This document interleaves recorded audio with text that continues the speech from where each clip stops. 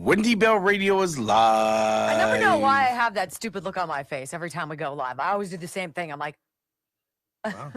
Stupid look on your kind of stupid look on my face. It's the Hey, only good one you have. morning. It is. So, Brock, how was your birthday weekend? It was fine. Okay, good. It Good was talk. fine. I got to shovel. Yeah, I did that for a while yesterday. I got to watch the road crews do absolutely nothing. Hey, they did plow the bike lanes. Yeah. And salted the bike lanes. You know, when it's -4 I'm going to tell you outside. something. If you're a freaking bicyclist and you're out, I want to see one picture, one person. One person. Why does that get priority? And and by the way, when you put in stupid bike lanes and you cordon them off with actual physical barriers, it becomes a problem for the plows. Just saying. I know we didn't think that far in advance, but that's what's going on. So the snow came Saturday. It's now Monday. Still, like, The sun did more work yesterday than the road crews. but if you leave Pittsburgh and you go out to a different area, Clean. spotless. My brother left yesterday, like sister-in-law literally, left yesterday, and he's like, oh, roads were fine, traffic was fine. Yeah, it's getting out of this Yeah. place. And beware of all the carcasses. Anyway, other than that, I hope you guys had a great weekend. Can I comment? Rob Reiner, regardless of his politics, was a legend.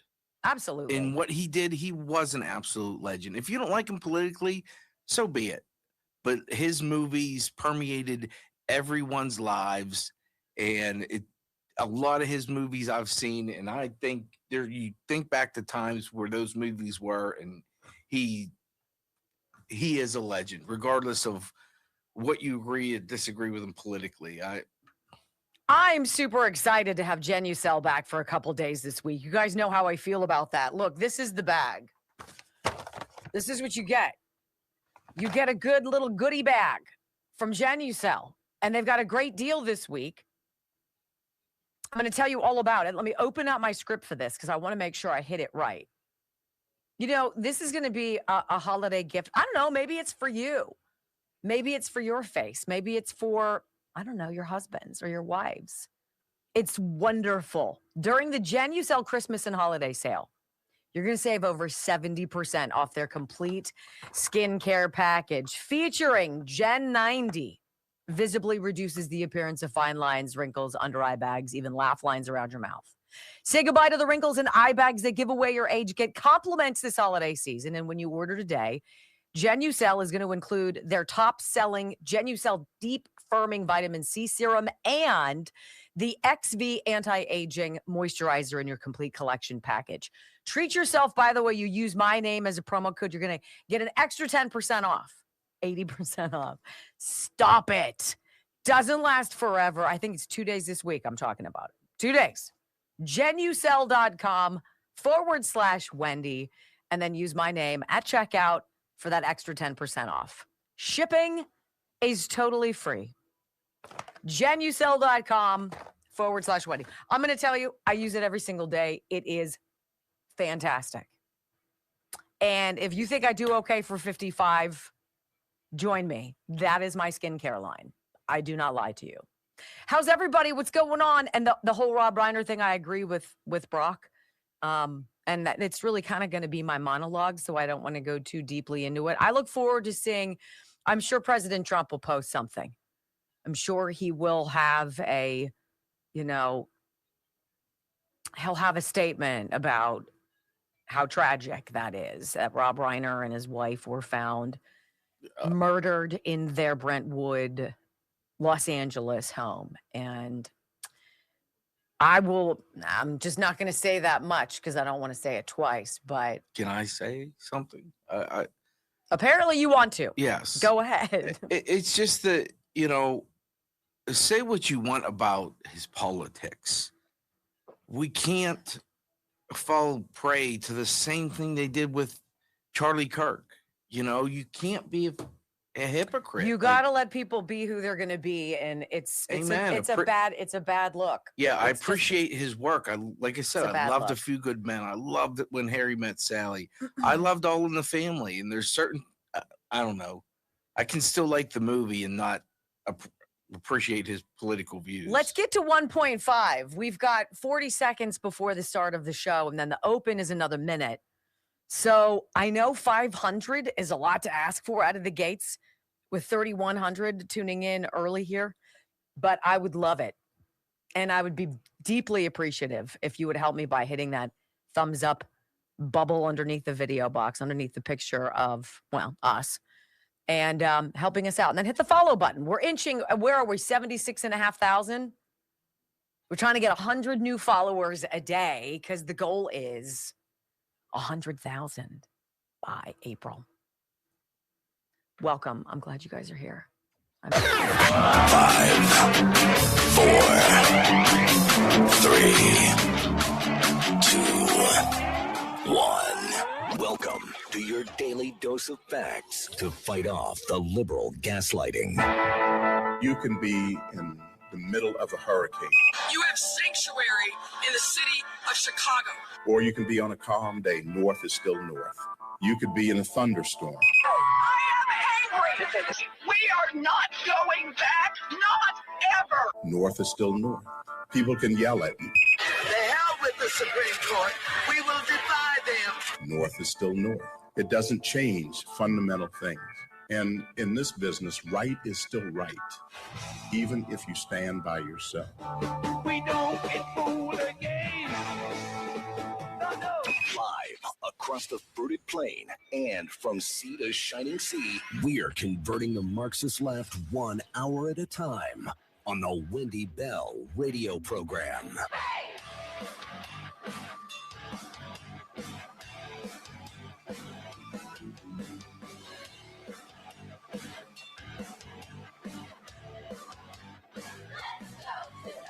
Well, hello, America. Greetings to all of you across the beautiful fruited plain. Welcome home to the Wendy Bell radio program, your source for common sense, conservative commentary, 3 hours a day, every day of the week, work week. We'll just say that. I'm delighted to be with you. I'm Wendy. You know what we talk about here? I say it every day. It's not complicated, but it feels comfortable because I think I will share with you the thoughts that you oftentimes don't have the opportunity to express yourself. Whether you're comfortable, not comfortable, whether you're not in a position to do it, we are. And we tell the truth. And if that's what you like and you want to have more, I invite you to bring people with you. WendyBellRadio.com. That is our email address. That is our web address. That is our app. That is everything we do. And you can watch along the live video feed, which I think is very unique. All 3 hours for you to join in and be part of our family. Thank you for being here on a Monday, on a cold one in Pittsburgh. Welcome home. I pledge allegiance to the flag of the United States of America and to the republic for which it stands, one nation, under God, indivisible, with liberty and justice for all. Amen. You never know when you log into your computer or if you get your first of the day news on television anymore, or if you open up a newspaper, if you still get one of those. There's no knowing how you're going to respond to something. And I will admit it shocked me this morning to hear that famed actor and movie director Rob Reiner and his wife were found dead in their home yesterday in Brentwood, California, and that they had been murdered. I speak about politics and the political implications of so many things in our lives every single day. But the thing that never came to mind as I was reading about this horrible, horrible story, I never thought about Rob Reiner's politics. The man was an avowed Trump hater. He despised, at least in some of his words, and who knows, the frame of mind of anybody when we tweet something out of our hearts or minds, did not like MAGA. And one would say that I bet most of us on this program would agree we disagreed 100% with his politics, but he was one of the most gifted storytelling directors of my lifetime. Some of my favorite all-time movies, yours as well. Stand By Me. Really, wasn't that River Phoenix? Wasn't that him on the map as a little boy? Who didn't watch that movie and flash back to their own childhood, whether you were a boy or a girl? Spoke to all of us. When Harry Met Sally, of course, The Princess Bride, one of my favorite all-time movies. A Few Good Men. Even Misery, which was super creepy. It was amazing. I had no idea until I read some of the reports, and People magazine is the one busting it out, that it was allegedly his son, Nick, who might have killed Rob Reiner and his wife, Michelle. That is what People magazine is saying today. And as you read through this article, you kind of peel back a curtain a little bit more to imagine the struggles that the Reiners had with Nick, who at 15, I believe, according to this article, started really having problems with drugs, and throughout his teen years was in and out of rehab, and apparently had been homeless on many instances, had been homeless in multiple states. And Rob Reiner actually made a movie in conjunction with his son Nick called Being Charlie. And it was about this relationship between the drug addict, struggling son and the father, who's more willing to listen to the experts than he is willing to roll up his sleeves and do the dirty work with his son. And it was through that movie, as I've been doing some reading on Rob Reiner, he said it was the turning point in his life. And that light bulb went off in his mind about how he had done things the wrong way, which is a super tough thing for any of us to admit or to see, let alone to digest and take action on.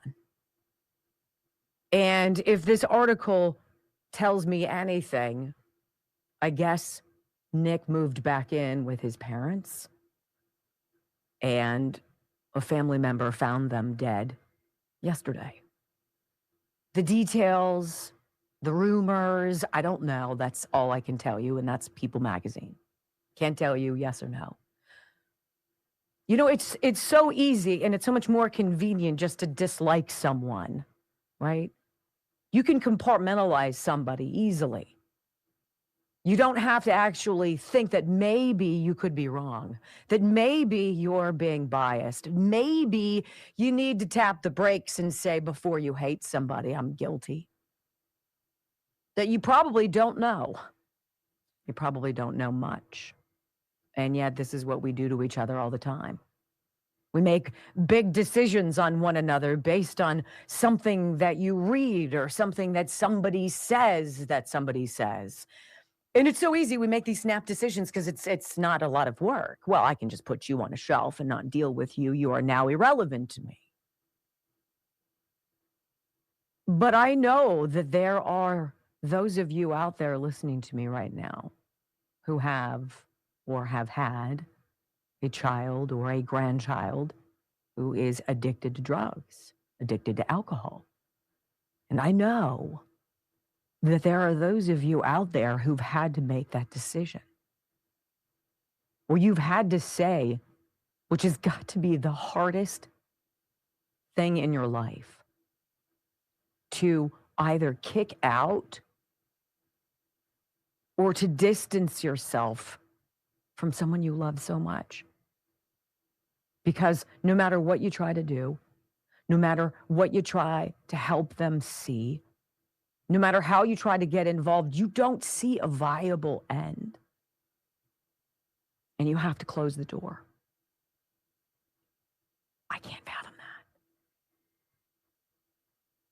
I don't agree with Rob Reiner's views of the world, but obviously he cared deeply about children. He was a huge advocate in California for multiple legislative measures that would go on to create a universal preschool. He was trying to get involved in early childhood education. And I don't think it was to indoctrinate the next generation about how to hate MAGA. I think legitimately when you see in your own world things that you've done wrong, things that you wish you could do over, ways you wish you could hit the VCR rewind button and go back to the beginning and rewrite how that story actually came to be and who the characters ended up evolving into. I'm sure there's a part of that in Rob Reiner's social activism and his political activism. The man was a legend. Base value legend. Stories like this force me to take a look at my own box where I operate, the lens through which I see the world, because I am as guilty as the next person in making snap decisions about somebody, about putting them somewhere and compartmentalizing them away with a label, do away with them. And really, at the end of the day, that's not what matters. Yes, we are in a fight right now. Yes, you and I believe that this nation is in a very dangerous, very precarious position. And if you're anything like I am, you have great anger towards the people who greedily, lustfully, in their control mechanism, have steered this country down the toilet. And we are so hopeful that we have somebody in charge in an administration that could possibly reverse that. I feel that too. But every now and again, you got to step back and celebrate somebody for being so much more than a Twitter account. I can't imagine what he and his wife went through with their son. And if it ends up that he was the one who killed them, what a tragic, tragic ending to a brilliant mind.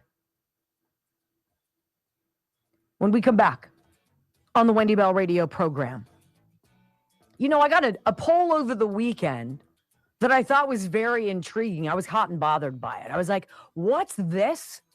Indiana Republicans, people who are registered to vote Republican in Indiana, this poll said, overwhelmingly supported the redistricting of the congressional seats in the state. So why did Indiana Senate Republicans, their representatives, voted down? Oh, and then I started doing some digging. I got results, research for you, ladies and gentlemen, next on the Wendy Bell Radio Network. We have a great problem to have this week, ladies and gentlemen. We have a whole host of wonderful advertisers who are like, I want to connect with your audience. And at the top of the list is Chef IQ. And I was like, wait a minute, you guys were here last week. And they're like, we really like your audience. They are terrific. They are supportive. They are loyal. They love our products. And they really have enjoyed the Chef IQ sense. That is what I've been showing you guys. That is this. It is more than a meat thermometer. This is your helper in the kitchen so you can enjoy your holiday cooking without being stuck next to the oven or the grill. And what it is the wireless cooking thermometer. It takes all the guesswork out of holiday meals. Roast, turkey, prime rib, it all comes out perfect every time. Turning, I think it's done to, I know it is absolutely perfect. And there's a huge difference there, right? It even tells you when to flip, when to take it off the heat, how long to let it rest. Basically like having a personal chef right there in your kitchen with you. With Chef IQ, you can sip your cocoa and actually spend time with your family instead of hovering over the oven. And that is so true. And here's the best part. It is the gift everybody's going to love. It's perfect for seasoned cooks, kitchen rookies, and pretty much everyone in between. This season, give yourself and maybe your loved ones the gift of perfectly cooked meals with Chef IQ. My promo code Wendy is going to get you 30% off, okay? ChefIQ.com. Put in Wendy as your promo code. 30% off Chef IQ, IQ cents. Oh, I almost hit myself in the face. This is fantastic. And apparently, you guys like bought them out for a little while. We were talking to our mutual friend who owns Sniper. Mm-hmm. And he's like, I can only get the single probes. And I was like, what? So hopefully Chef IQ is beefed them up. I have the 2 probe at home. It's fantastic. Fantastic. You could do a steak on the, on the grill outside. You could do something like pork on the inside in your oven and do them both simultaneously. It's amazing. ChefIQ.com. Promo code Wendy. 30% off. Is that what we got when we bought our goodies for people we love? Yeah. Okay. Don't We you got like the how I 2 say, prong. yeah. Mm-hmm. Very nice. I don't know if anybody out there has, if you think this is the time to rip on Rob Reiner, that's on you. I mean, you do you. I'm not going to tell you what you're supposed to do or what you're not supposed to do. But it is interesting to pay attention to who says what about whom. And, I'm certainly not going to browbeat you into it, but I'm going to have a little bit of grace today. And we're going to say what needs to be said. He was a legend and he shouldn't have died. He certainly shouldn't have died like that. And if it was by his son, the whole family is destroyed. The whole family. Mm-hmm. And drugs does that to it. They do that to a family. They do that to a family. As brilliant as he directed, he couldn't do his own, right? We can't control our own story.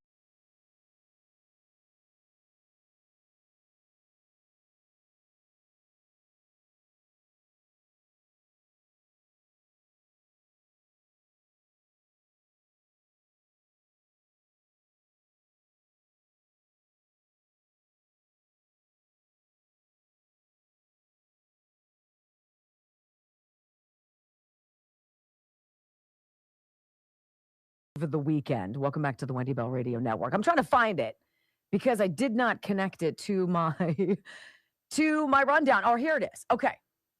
So this was kind of interesting. It says Justin, devastating new poll for Indiana rhinos finds a whopping 72% of state Republican voters support the 2026 redistricting, while only 17% oppose it.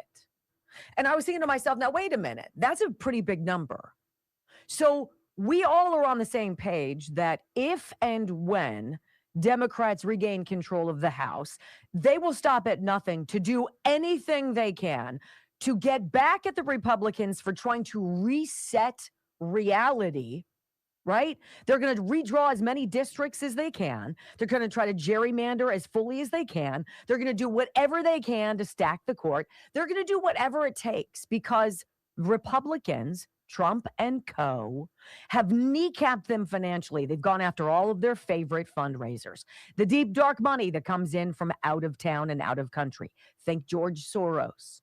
The kneecapping of USAID, Act Blue, now Marco Rubio funneling money away from the NGOs. They are kneecapping at every turn the conduits, the spigots of cash flow to the Democrats, right? And so we have this opportunity in the majority in the House to redistrict the way Democrats have gerrymandered in the past. And Indiana senators, overwhelmingly 21 Indiana Republican senators, said no to an Indiana House-backed plan to redraw the lines, which would have given, I believe, Republicans a 7-0 advantage. And the Republicans there were like, no. So I look at this poll and I'm like, so what is it?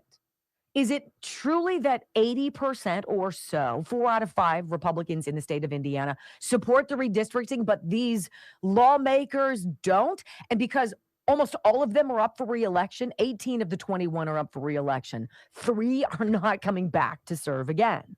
So is that what it is, that they're all trying to save face? But it's interesting. And this is where I hate having to look into details. This is the detail. Polling memo. This is from Politico.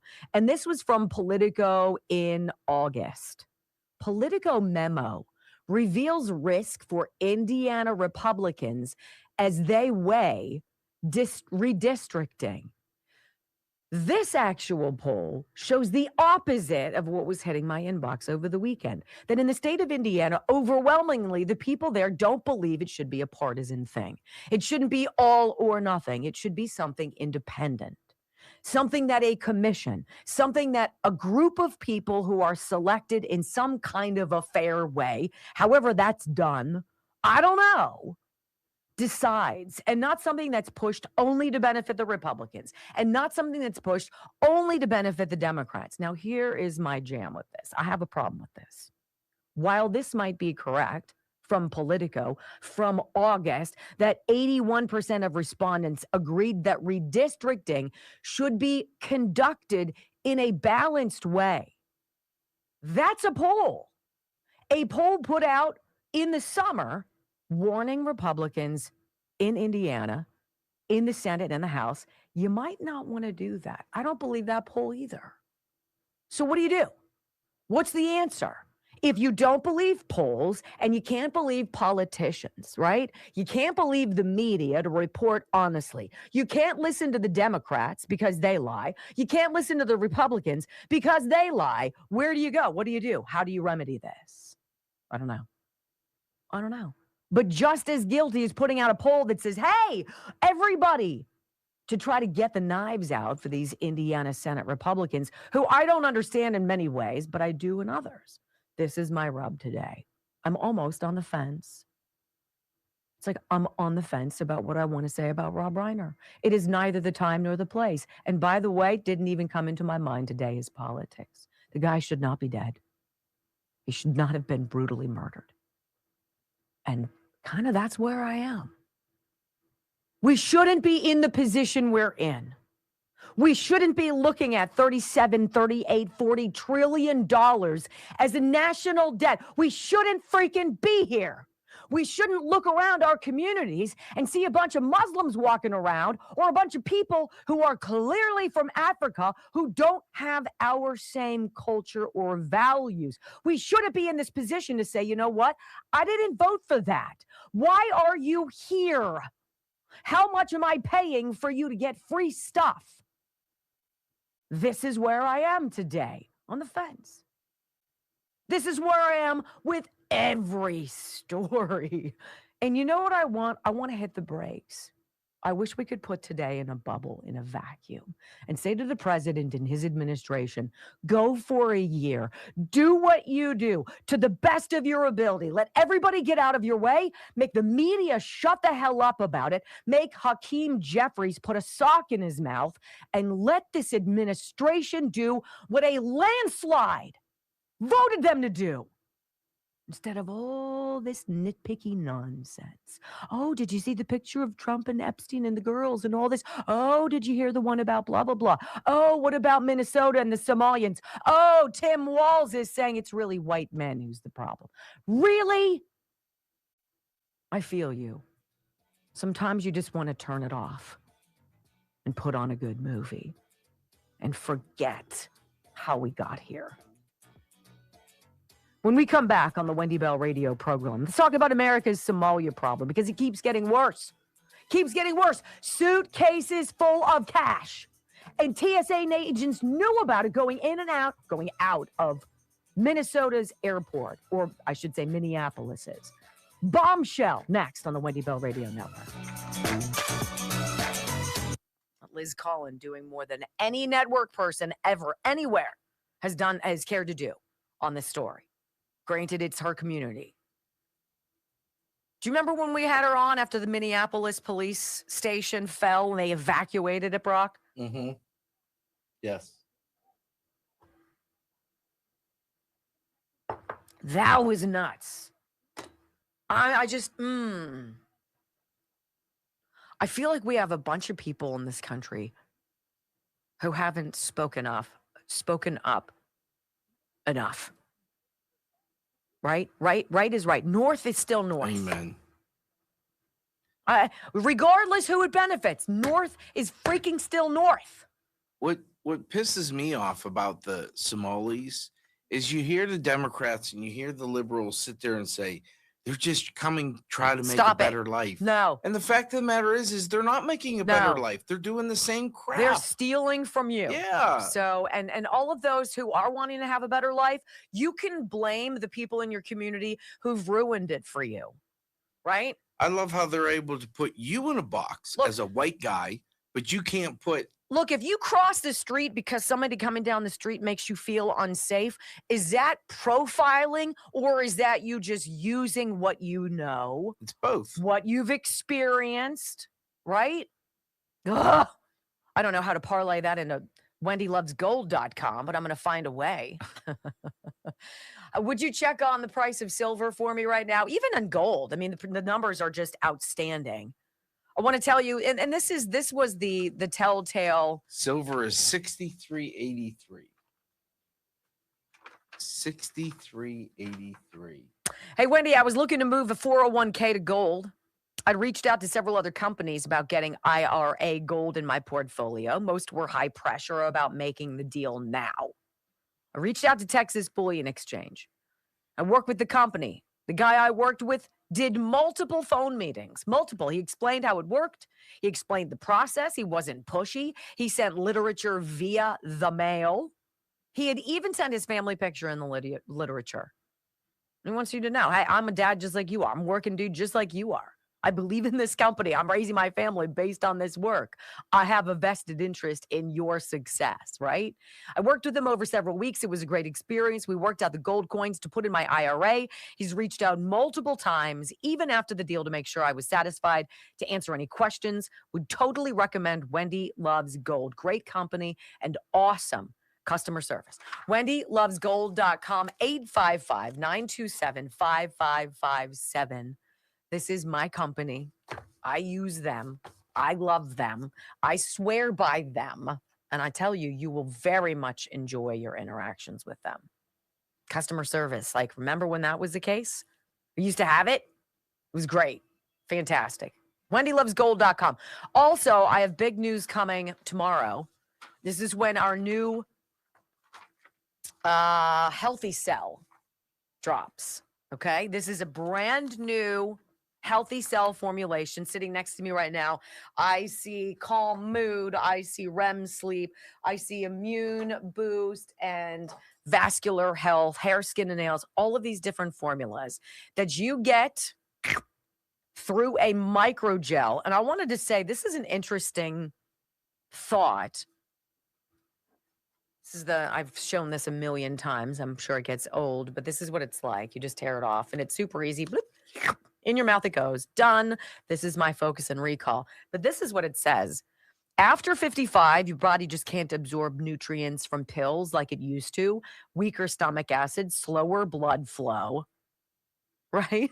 And a thinner gut lining. Mean most of that pill multivitamin passes right through you. So when your body can't absorb these nutrients, you start to feel it.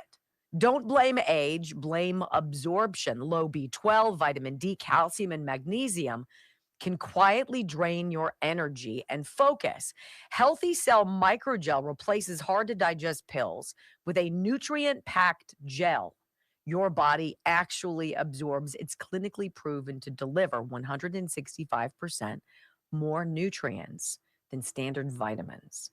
So, is it a lot of the same formulations that you might see in some other products? Probably, but you're not going to get the delivery mechanism like this, the microgel. Healthycell.com/Wendy. Healthycell.com/Wendy. I love this company. And this new drop tomorrow, I think, is going to be very good. Let's just say that. Healthycell.com/Wendy.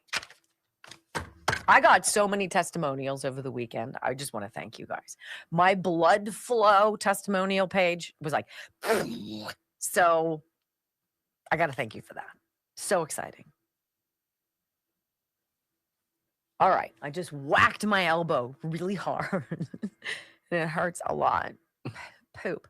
It would make me feel so much better if we hit 3,000 rumbles. 3,000. I'm not aiming low, people. We're at 199 now. We've got 1,000 to go. We can do this. Come on. Hi, if you're on Twitter. Hi, if you're on the app. It's great to be with you. Yes, I know. Ouch. Woof. What's going on, everybody? Hi, Cher. Hi, Demanda. Hi.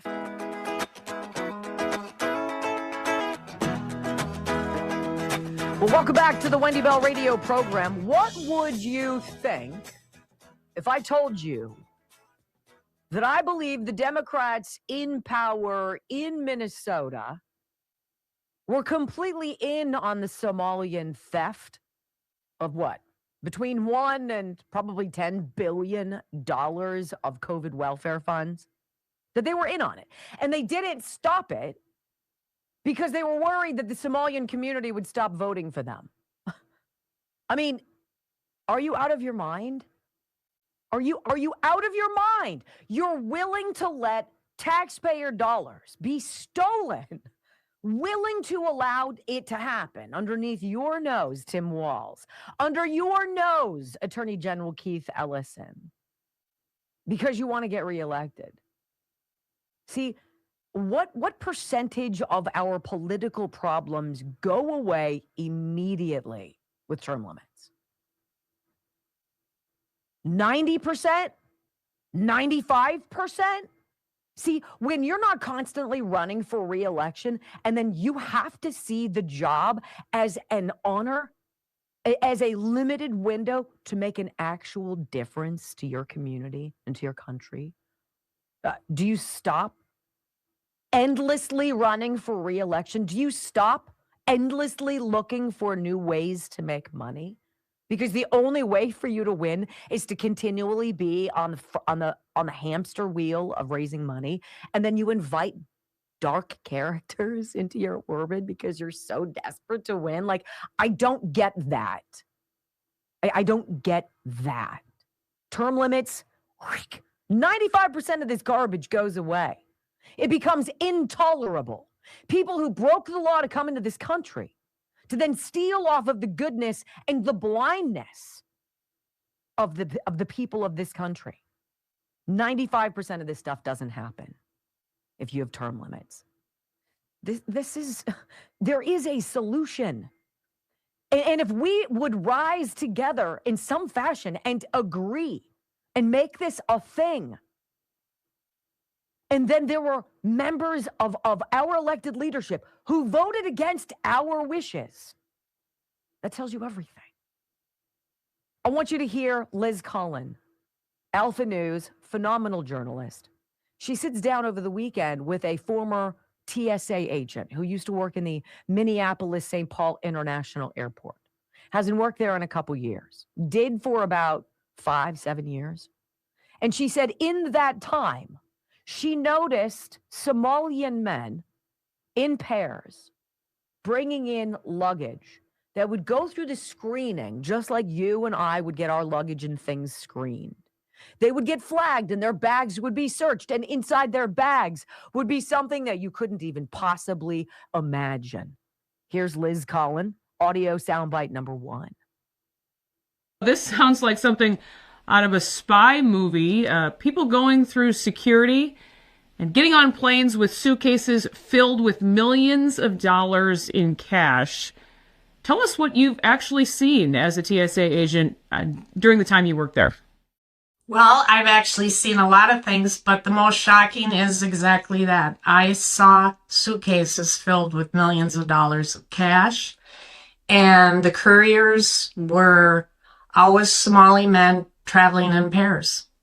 And they got through the checkpoint. It just really absolutely blew my mind the first time you open a suitcase and you see millions of dollars of cash. And typically what would happen is a Leo or a law enforcement officer would come, check their credentials. I don't know what kind of questions they asked them, but their IDs were always documented, and probably their plane tickets as well. So there is a trail of that out there. And I would believe with all the cameras at the airport that if they started there, they could probably find each and every individual that brought money through the checkpoint. How hard would it be?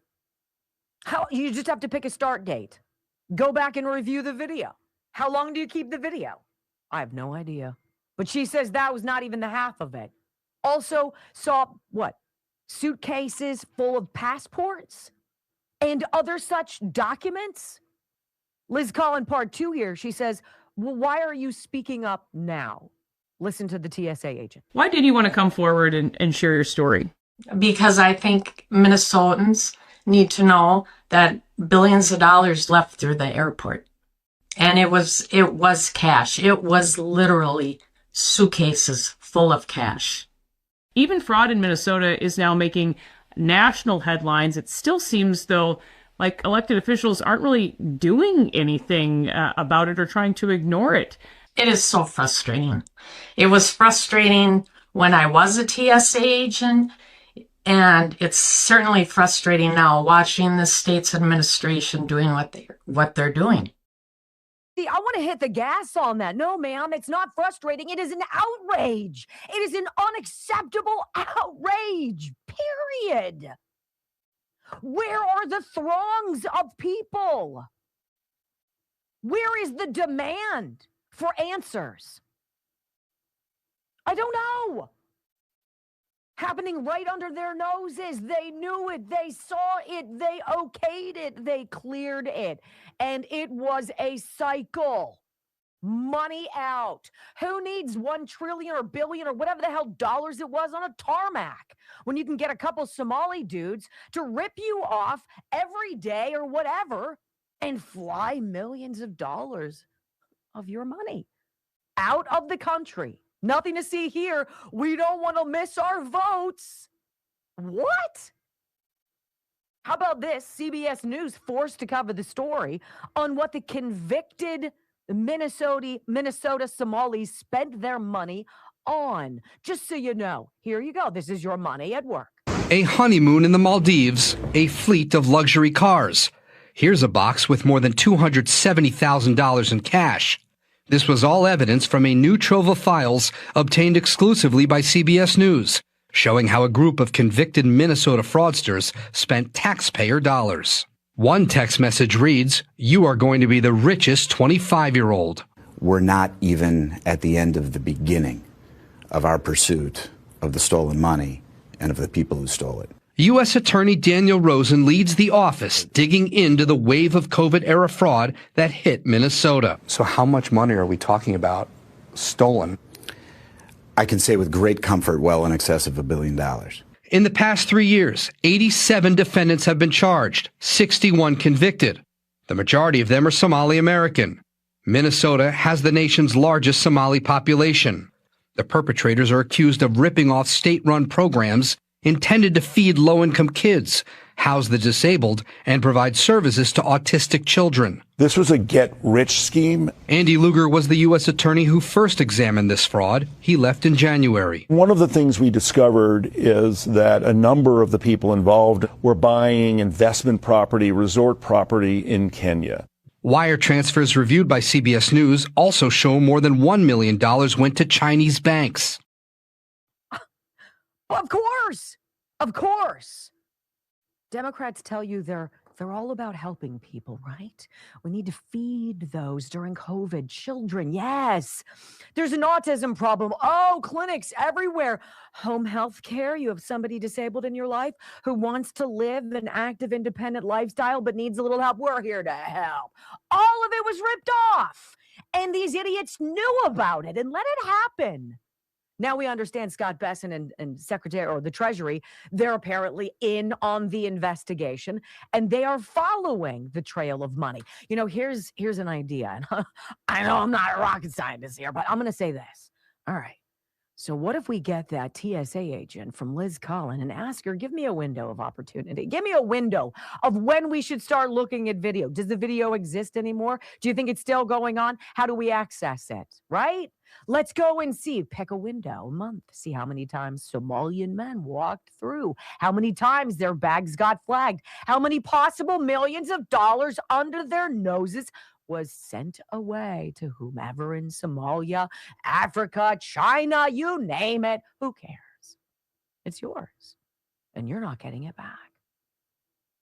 Then did you hear Tim Walz? Tim Walz has asked a question over the weekend about what he wants to hear from the Somalian community that's been robbing the city, the state blind.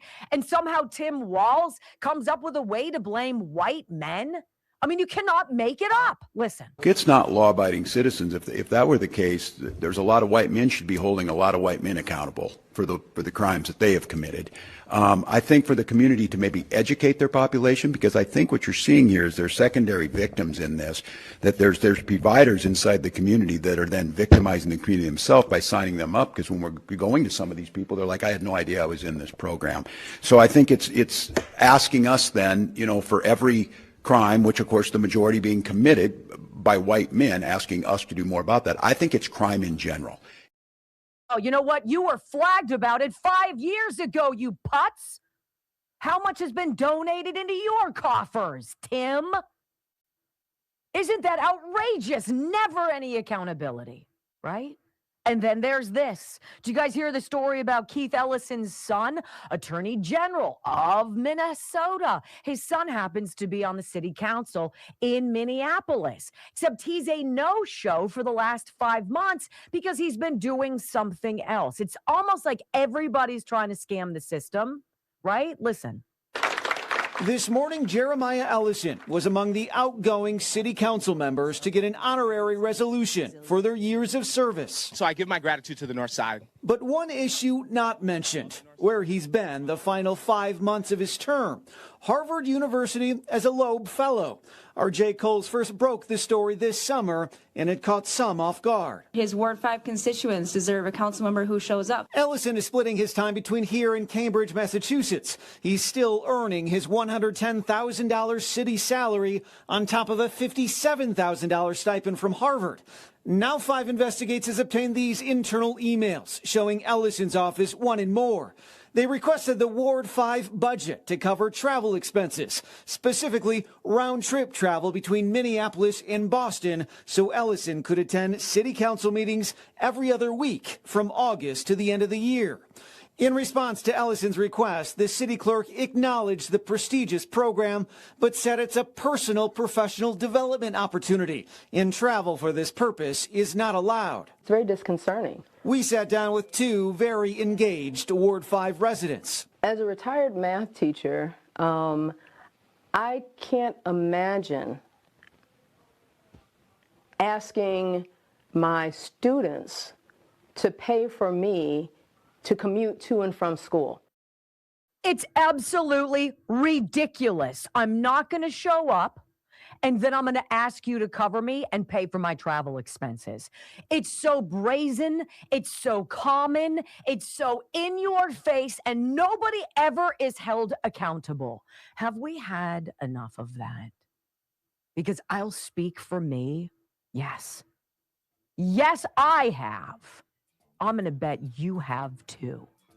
When we come back on the Wendy Bell radio program, I want to talk about these community leaders, these Somalian leaders in the Minneapolis community. I think they see the writing on the wall. They got together to say, we're so sorry. It's a bad look for all of us. Too little, too late? I think so. Next on the Wendy Bell Radio Network.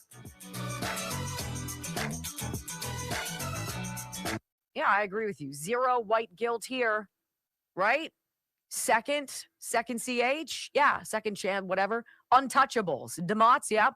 There you go. Hi, Texas Martin Smith, right? Bill Fred, how are you? I agree. I like how Tim Walz blames white people, but never himself, who happens to be a white person. I'll have to look at it. Well, today, let's see. Maybe 240, 245. Yeah, 245 would have to be and I'll just look like a hellhole, but okay. Let me tell you. Okay, so I want to read some of this stuff to you guys. Where did it go?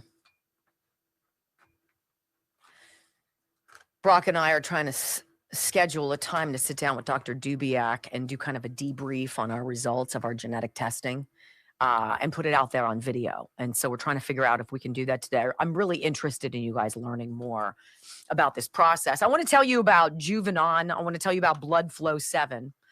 Alpha Gold Male is what Brock is taking right now. Core benefits, they're undeniable. Supporting healthy testosterone levels, balancing your hormones for steady vitality. It's a big deal. It's important. We're all kind of out of whack environmentally, all sorts of different things going around. Alpha Gold Male is like this thing that focuses on the male body, boosts sexual drive and confidence, enhances strength, stamina, and endurance, promotes better sleep and recovery. Like, if for no other reason, if you're struggling as a man to get a good restful night's sleep, you're up, you're down, you're in, you're out, you're always tired, you hit the wall at 3 o'clock in the afternoon, you're dragging. Alpha Gold Male from Juvenon. Bloodflow7.com/Wendy is your landing page. But I want to read this to you. Hey, Wendy, in 2021, I came down with a severe case of COVID. Blood clots in my lungs, DVT in my right leg, spent 8 days in the hospital. Fast forward to this past April. Went to the ER because I suspected another blood clot in my left leg. I was right. Anyway, I had a follow-up appointment with my hematologist. I'd informed him that I'd been taking Blood Flow 7 for about 2 weeks. Took a look at the bottle. He did. And informed me that Blood Flow 7 is as beneficial as they claim. He said it would also be useful in preventing heart attacks and stroke. I was surprised to hear a doctor endorse a product that was not manufactured by Big Pharma. My surprise didn't end there. Juvenon sent me a survey. I gave them 5 stars and told them exactly what I just told you. They sent me a code for $20 off my next bottle. Wow. Thank you and you and Brock for what you do and all of your sponsors. Bloodflow7.com/Wendy. I'm telling you, it changes your world. I go work out twice a week. I will say I'm 40. I will say probably good conservative estimate, 40% more stamina, more strength, more endurance. That's huge. That's a game changer. Right when you're about to hit it and you're like, oh my God, I can't do it. Blood Flow 7 kicks in. Try it. It's on. They've got a special there when you go to bloodflow7.com/Wendy. It's a great gift for anybody in your life. Give the gift of freaking sleep, right? Endurance, all of it. Love it. Love it, love it, love it. Is 3 better? Between 3 and 3:30? I can do 2:45. I'll just have to Scooby home and maybe we could do 3. Okay, let's do 3. We'll do 3. It's a writing day for me, so yes. I'm not going to have, can we do it in like 10 minutes? Do you Probably think? 10, 15 minutes. Okay. Let's see how you guys are doing. You've been killing it. 2.39, not so much. Let's go.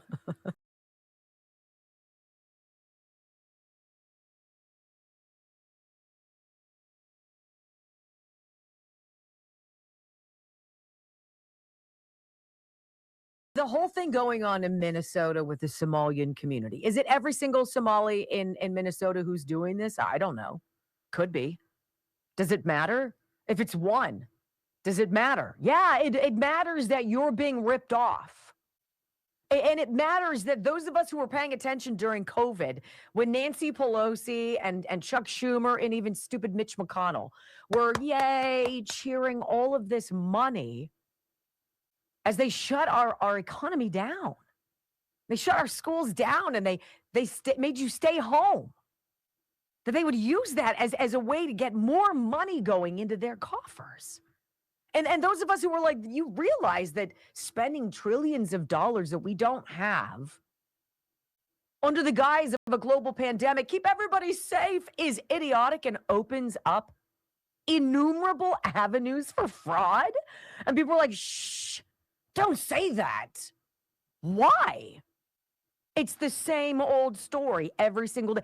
Was anybody else mystified during the 2020 election when so many cities had issues with the counting of ballots? Like, in what world does a candidate on a live tally lose votes?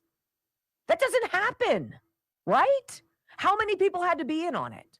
How many people had to be quiet? How many people had to be threatened or browbeaten or bribed or scared or just getting paid to allow the theft of a presidential election? And then how many other down ballot elections too?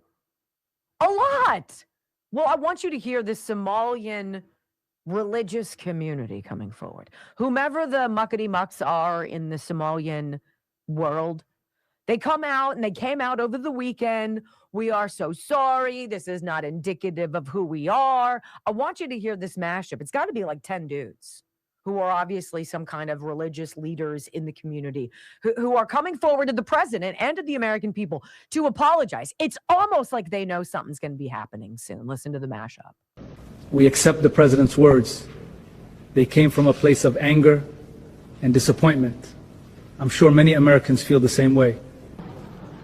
The president was right to let loose his feelings. It shocked us into understanding the severity of the harm our people caused. These criminals betrayed America's welcoming spirit. The scale of these crimes has stained the reputation of American Somalis. America's freedoms allowed us to build a unique community here in Minnesota. In return, we must promise to weed out any evil living among us. This evil came from within our community. And so, as an honorable community, we take responsibility. We must correct this wrongdoing. The only way to regain the trust of this nation is to root out crime, stay humble, and be forever grateful. That's the premise. So, as honorable Somalis, we are going to take on the responsibility of apologizing to all Americans. We are deeply, deeply sorry. The shame of this will haunt us forever. And hopefully over time you will come to forgive us. Thank you. As you chew on that, I want you to hear this CNN panel. You've got dipstick Abby Phillip asking New York Post reporter Lydia Moynihan, who says, you know what? There's some cultures that are simply not compatible with ours. Abby's outrage. Listen. We need to acknowledge, I think we should absolutely select the best of the best. It should be an individual choice. But I think we can also acknowledge there are certain cultures that are not compatible with America. Which ones? Well, if we look at Europe, actually, there was a lawyer this week who argued that an Afghan immigrant who raped a woman shouldn't be charged or shouldn't have a penalty because his culture said that women weren't free and equal. We're seeing 77% of rapes in France are from migrants. So there is a real question that people on the right have what are the cultures? About certain cultures. What are the cultures? The cultures that are okay with that. The cultures that are okay with female genital mutilation. So, I mean, is it Afghanistan? Is it Africans? What is it? Like, well, I would how say are we going to define 90+% culture? of women have female genital mutilation. How are we going to define culture? What about the people fleeing female genital mutilation? Are you going to allow them in? Are they allowed in? I mean, if you are Somali, and you're a woman and you're fleeing, you're actually trying to leave because the FBI is now arresting people for bringing that with them. If you want to leave another country, Afghanistan, because you want to be able to read, the United States says you are not allowed in because culturally you're not compatible with this country. How does that make sense? That is what you get on CNN. That is the low IQ take of a triggered leftist. If they're coming from Afghanistan because they want to learn how to read, well, I'm sure there's a zip code closer than the United States, Abby, you twit. This is what you get. This is what you're up against. When we come back, hour 2 of the Wendy Bell radio program, it's time to end, finally, once and for all, this bipartisan obsession with Jeffrey Epstein. Let's talk about the most recent aha that wasn't next on the Wendy Bell Radio Network. Listen to Abby. Which cultures? Well, I'm going to say Muslim. I'm going to say anybody who's Muslim. Okay? Anybody who's Muslim has a culture that is opposed to what we're all about, right? Because their culture is not about coexisting. It's about conquering and ruling. It's about assimilation. It's either you take the knee and become them, or they kill you. Okay? There's not a whole lot of gray area. And people are like, that's not what, really?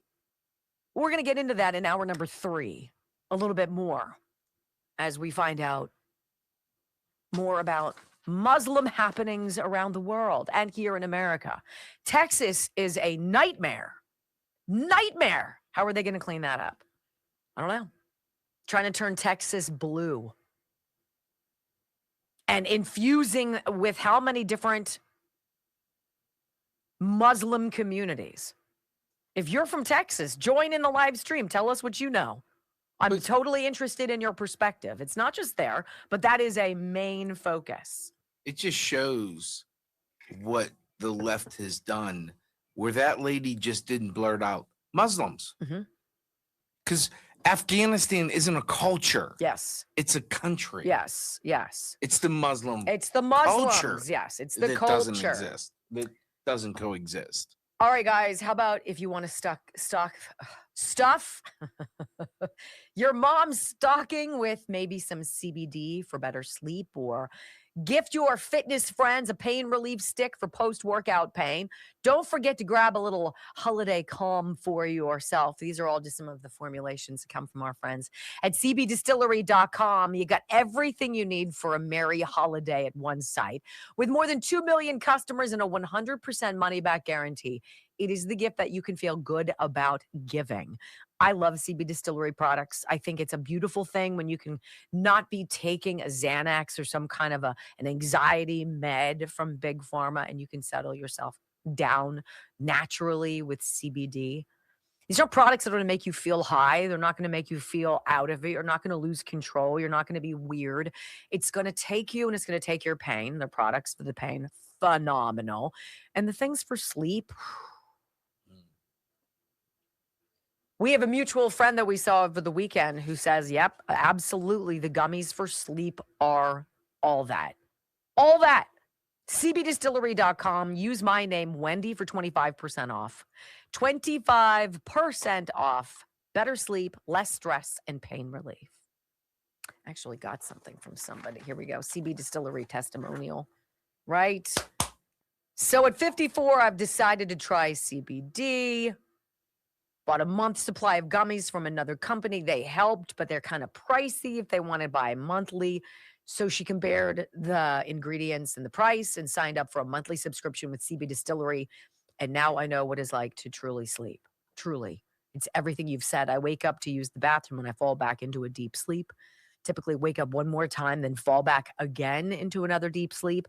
And I still wake up in my usual time when I have to get up and get moving for work, but I feel totally rested without feeling drugged. I have a testimonial too. That is a fantastic testimonial. CBDistillery.com. Promo code Wendy, 25% off. What do you have? Kate was telling me, we were talking about CB Distillery yesterday because I said, oh, they're back this week, you know? And she said, I did a Google, like a AI search for the best CBDs. And she's like, they have it came out and said these are the best because, you know, she'll go to like a store and get like gummies and stuff like that. And they said the AI search said that they have the best results. Oh, that's nice to know. Yeah. Which I was kind of surprised. I've enjoyed them for years now. Just enjoyed them for years. I like their sleep gummies too. Every once in a while I'll use one. Yeah. You and know, that roll-on, I don't know if they still sell that. That roll-on's nice too. Any stories from Texas that I missed? Anybody want to share with me something there? What? Someone gave $10? Froggy 1776. I was in the Middle East for 5 years. Y'all are right, or you're all correct. It's common sense. If you're for multiple marriages and you're for genital mutilation and rape is acceptable, I mean, come on now. And then if you look at Germany, you look at the numbers of gang rapes, gang rapes. It's their culture. Their women are breeders and sexual pleasers, housekeepers, food makers. There's not some like culturally, there's no equal. Which is so amazing to me. The women's libbers, all of the people out there with the vagina hats. Where are all of you? as these people come into our country, because that is not what you want. That's not what you stand by.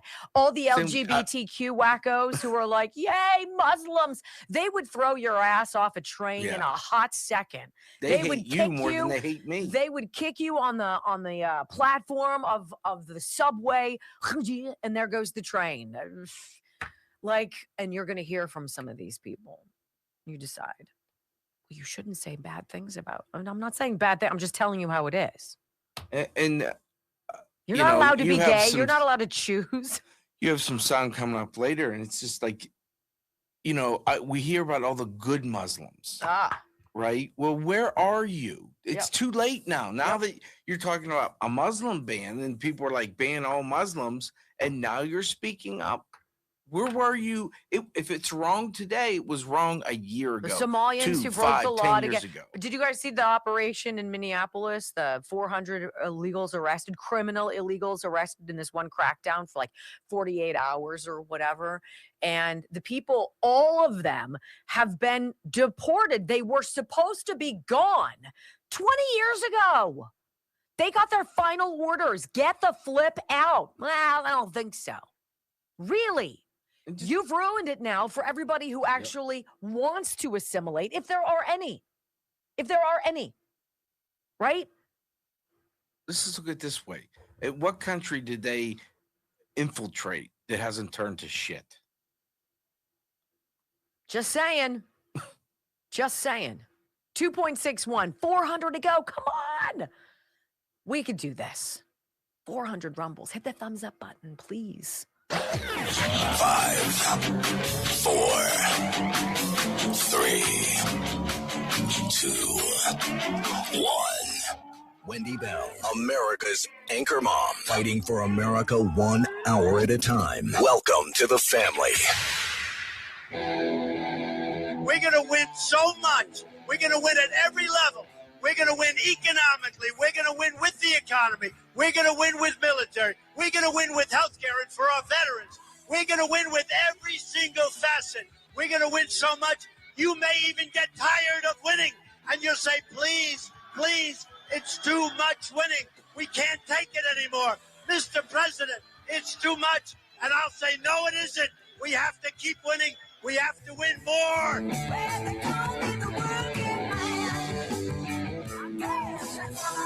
We're going to win more.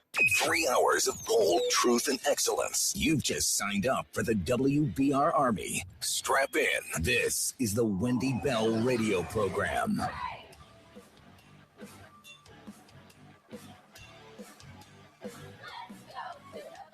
Welcome back. Hour number 2 of the Wendy Bell radio program is live. Remember, follow along anytime, wendybellradio.com, live video stream of the whole 3 hours. And our podcast, more than 6 million podcast downloads, strong and growing. Wendy Bell Radio, wherever you get your favorite podcasts. All right, let's talk about this never-ending bipartisan obsession with Epstein. Jeffrey Epstein and everything anybody can do to connect Jeffrey Epstein to Donald Trump. It is, I mean, it's ridiculous. It must be so frustrating to wake up every day as a member of the deep state and to realize that your life's obsession to finally connect those two pieces and prove to the American people that Donald Trump is somehow some filthy dirtbag who is all about underage girls and all this stuff, that you're going to be able to achieve that end. And it's like everything you know, credibly, about President Trump never aligns with what the allegations are. I guess they must be frustrated because it seems everybody else is a dirty scumbag, right? It shouldn't be a stretch that he is too. And then you realize, well, really, I get no evidence of that. Where's the evidence? Abby Phillip at CNN wants to have evidence. Well, where's well, show me the evidence that Donald Trump has ever done anything untoward. Tell me. Unredacted Trump photos from Epstein Files dump, reveal glamorous group of adult models. Okay? So what happened? Let's give you the backstory. This is from the New York Post. Ready? These are pictures that we've seen before. Unredacted this is what Trump said when he said, stop it with the hoax, the Jeffrey Epstein hoax. It's very dangerous what you're doing. And the Democrats were like, "Whoa, he's clearly part of it. He was clearly at the island." No. Anybody who ever took a picture with now Jeffrey Epstein, right? Anybody who was ever at a party, anybody who sat in his office, Steve Bannon, photo of him, anybody who talked to him, anybody who did anything with him, all of a sudden now is a pedophile, right? That's what this case is boiled down to. Everybody. Except, of course, the Clintons who believe that they don't have to come in and testify. Sorry, it's not going to work that way, babe. Unredacted photos of President Trump from the late pedophile Jeffrey Epstein's estate, which oddly blurred the faces of women he posed with, reveal he was standing with adult women models, according to exclusive images obtained by the Post.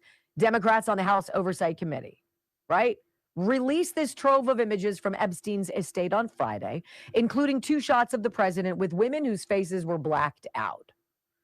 Now, if you black out somebody's face or you redact a name, so you receive a document that's been redacted and it's got all the black marks on it, you're like, that must be something I'm not supposed to know about. That must be something juicy. If they're redacting the pictures, covering up with black marks over these women's faces, clearly something was going on there that they don't want these people exposed for. But they want you to think Donald Trump did something he didn't do.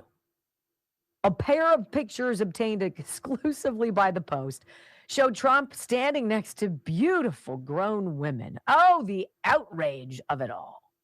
One woman pictured in a black and white image with the future president and 5 other glamorous ladies in Hawaiian leis said he was a gentleman who went out of his way to make sure the group enjoyed their evening at Mar-a-Lago. Apparently, it was in 1998, right?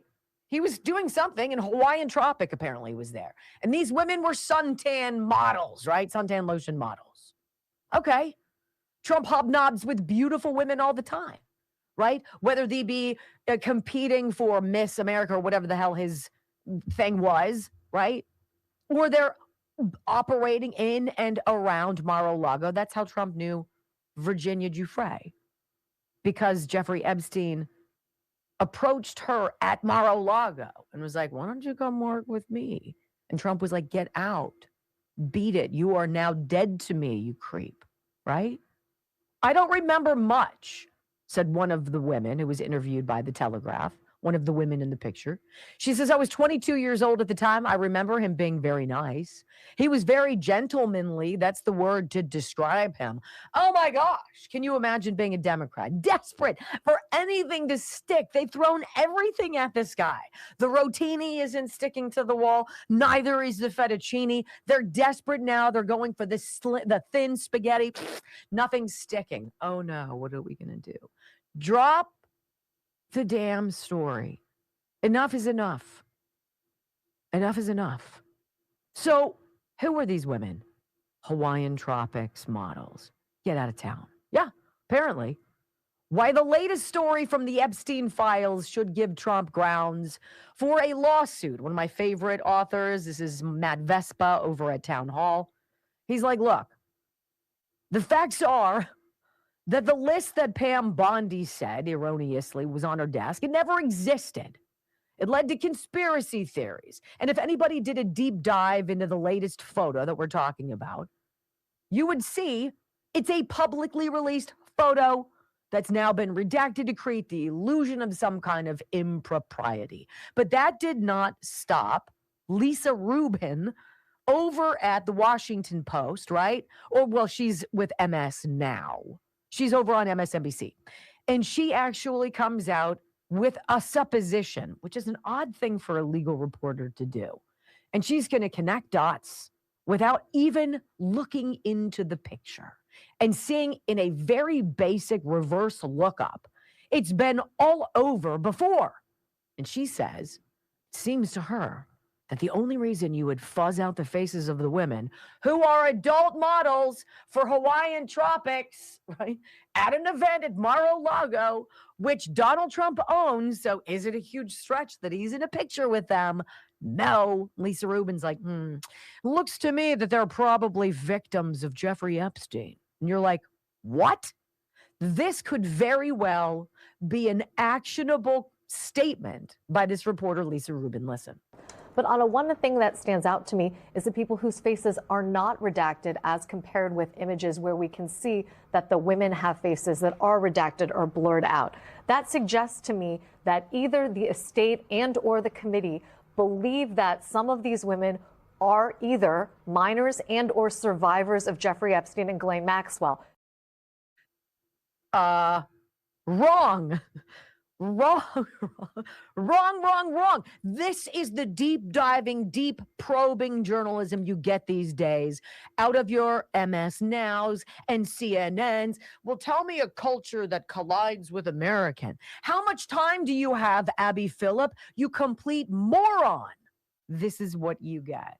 The rush to judge, which, of course, is the whole impetus of my opening monologue today. If you missed it, go back, hour 1, about Rob Reiner. Period. Now, I want you to hear Scott Jennings. He's like, look, if you need any more proof that all of the people that the left pretends to care about, they don't care. They don't care about, hungry children in Minnesota. They don't care about people with autism who have been scammed out of this stuff with the Somalis in Minnesota as well. They don't care about these victims of Epstein. They care about doing whatever they can to sully, to tarnish, to stop, to demean, to degrade Donald Trump. Here's Scott Jennings. Robert Garcia and the Democrats on oversight don't care about justice. They don't care about victims. They don't care about anything except one thing. They care about making the American public think that Donald Trump had something to do with this. What Van said is incredibly accurate. They should be patient. If they cared about victims and they cared about a narrative of justice and they cared about that part of it, they would be patient and they would be measured. But what did they do today? They release photos that are cherry-picked, by the way, and they throw in an already publicly released photo of Donald Trump. They blur out the pictures of the women to make you think that these women were underage sex victims, when in fact, they were very adult. They were at an event. It's already a publicly released photo. And one of the women said on the record, oh, Donald Trump was gentlemanly. So what the Democrats are doing here is they're taking a very serious story in which real people got hurt by powerful people, all for the purpose of trying to smear Donald Trump. That's what this has always been about. They didn't care about it until now. And what they're doing with these photos is nothing short of outrageous. Everything is about perception. It's not about reality. It's not about the truth. You can't handle the truth. Well, you can. But if you knew the truth, 98% of the blowhards from Blowhardia on the left, who have their hair on fire all the time talking about Donald Trump, they would have nothing to talk about. He's a guy who has a vision to make America better. He's talked about the same things for 40 years. He wants to use his skills as a businessman, as a real estate tycoon, as a mogul, as an empire owner, right? As the man whose job is CEO of the USA. And he's trying to go out there and make America win. Make America grow. Make America safe, strong, successful, innovative. Make America all of that. And anybody who is against that, clearly, we should be talking about. Let's start with Bill and Hillary Clinton, shall we? When we come back on the Wendy Bell radio program, if everybody is so horny to expose people who have been related to, in some capacity, Jeffrey Epstein, well, let's talk about like the main frequent flyer offender, Bill Clinton, right? Did you hear what he and Hillary are refusing to do? I got this and the response from House Oversight next on the Wendy Bell Radio Network. If no one is above the law and you're trying desperately to connect Trump to Epstein, why don't you look and work a little less hard and just look at the low-hanging fruit of Bill Clinton and Hillary Clinton? Did you guys see the video the Virginia Giuffre put out as her kill switch? Basically, she's like, look, this is going to drop. And what she alleged that she experienced on Epstein's island with Bill and Hillary there. That's the stuff of nightmares. Nightmares. So as we speak, our friend is sitting with Dr. Charles Simkovich at the Simkovich Concussion Institute. As we speak, I am nervous inside because I'm so desperate for my friend to get better, right? With her essential tremor. I have a pile, I was just going through before the show, of testimonials from the Simkovich concussion. All of these, I saved them. Recently, I convinced my friend of more than 40 years to see Dr. Simkovich. I traveled the 2 hours from Washington to SeaTac to meet my friend and accompany her to Pittsburgh, whatever that is. My friend has been in 3 serious car accidents, which have resulted in debilitating concussions. When we arrived at the Simkovich Concussion Institute, we weren't sure she would be able to be treated. My friend nearly broke down into tears when Dr. Simkovich shared his diagnosis and said he would start the treatment immediately. It's now a couple weeks since we've arrived home. My friend testifies that she can now see clearly, so much so that it shocks her every day. The headaches that have prevented her from enjoying her grandchildren are gone. She's convinced that he addressed issues she has had since birth.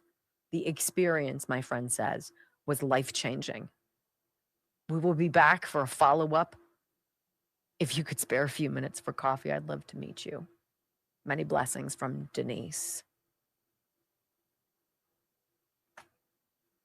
412-366-3700, right? Oh, I'll never get help. This is just my new normal. I'm always supposed to be feeling this way until you're not. You've got nothing to lose. Nothing to lose. 412-366-3700. What's the worst you're going to tell you? They can't help you?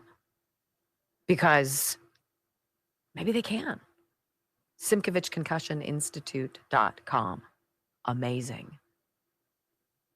No surgery, no blood, no needles, no pain. Super, super hopeful. Super hopeful. So, anyway, that's my story.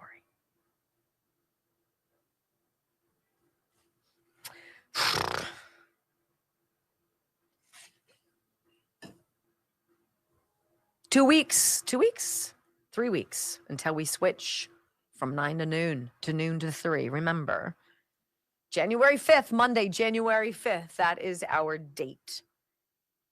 I know it's going to throw a lot of people off, but hopefully you guys like it.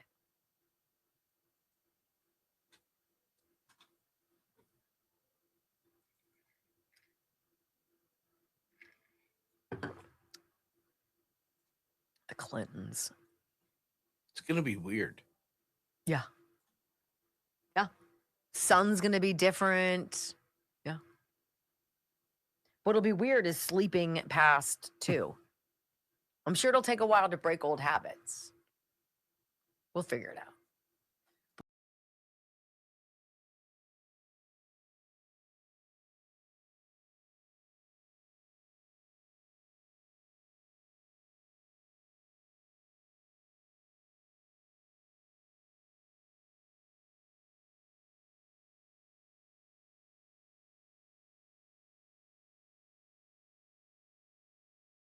So many people on Capitol Hill, and it's all political. It's not about victims.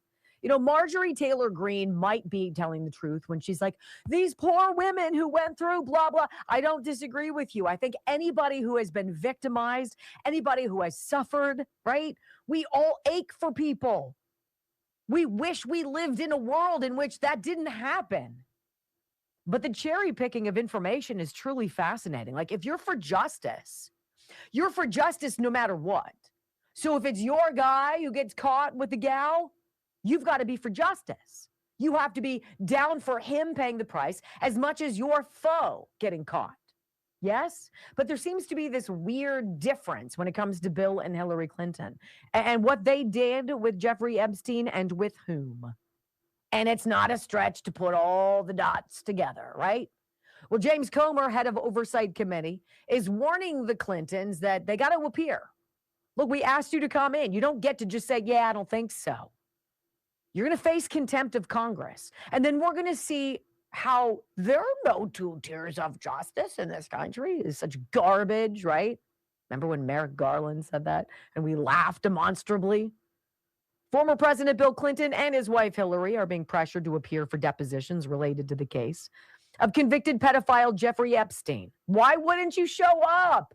If you've got nothing to hide, you show it. You show up, you answer questions, you present the logs. Where's the chain of custody of all of these ballots? Oh, well, it happens to be right here. You don't erase things. You don't act like Benny Thompson. Say, what? I had to keep the interviews for how long? Oh, I didn't. No. The terabytes of data that we went and blew up. Hillary Clinton and her stupid phone. Whack, whack, whack. Says nobody and does nobody who's not guilty. Come on. They're like, yeah, I don't think so. And James Comer is like, I do. I want you to hear Marco Rubio. This is another thing that's got the deep state panicking. So he's cut off all of these avenues of funding, right? If you can't get money from actual people who like what you're doing, because by and large, what you do sucks, you need to get it coming in from different ways. USAID is off the clock. You've got, what else? Act Blue, they're off the clock. Everybody has been found out. And now it's the NGOs. And Marco Rubio said something over the weekend that is freaking glorious. They're cutting the head off of that snake too. Listen. The United States has spent billions of dollars over the years in helping with health strategies all across the world. What we learned over time, and especially after coming here, is that oftentimes, and I'm oversimplifying it, but this is an accurate description, what would happen is we would go to a country and say, we're going to help you with your health care needs. Then we would drive over to Northern Virginia somewhere, find an NGO, one of these organizations, give them all the money, tell them go to this country and do their healthcare program for them. That NGO would then take about some percentage of that money for their overhead and administrative costs. And by the time it got down to it, the host country had very little influence. It was sort of imposed on them. And only a percentage of the overall money ever actually reached the patients and the people on the ground that we were trying to help because of these costs. This makes no sense. So why are we hiring American and international NGOs to go into other countries and run healthcare systems that are parallel and sometimes in conflict with the healthcare systems of the host country? If we're trying to help countries, help the country. Don't help the NGO to go in and find a new line of business. And so that's what the model that we're breaking. We're not doing this anymore. We are not going to spend billions of dollars funding the NGO industrial complex while close and important partners like Kenya are either have no role to play or have very little influence over how healthcare money is being spent. Bottom line is, if you want to help a country, work with that country. 100%. It's remarkable. Joe Biden wanted an extra, 87,000 IRS agents to make sure you were paying your fair share, right? And he wanted them to be armed. Even though, of course, Ilhan Omar yesterday was like, well, if we didn't have so many guns in this country, we wouldn't have had that shooting at Brown. We wouldn't have had problems. It's like, girl, my goodness. My goodness. However, even though they want to sniff up your skirt if you spend $601 on, whatever, PayPal, they want to know what you bought. But meanwhile, you've got these non-government organizations handling billions, not millions, billions of dollars, and nobody speaks up when all of it seems to go haywire. Isn't that so weird to you? Could you ever sit by and just let it happen? Because I guess the prevailing story out in America is the answer is yes. When we come back on the Wendy Bell radio program, when cultures collide, all right? America's Muslim population, it's more than doubled in recent years. It is a problem. We need to talk about it more often, and we will in 5 minutes. Next on the Wendy Bell Radio Network.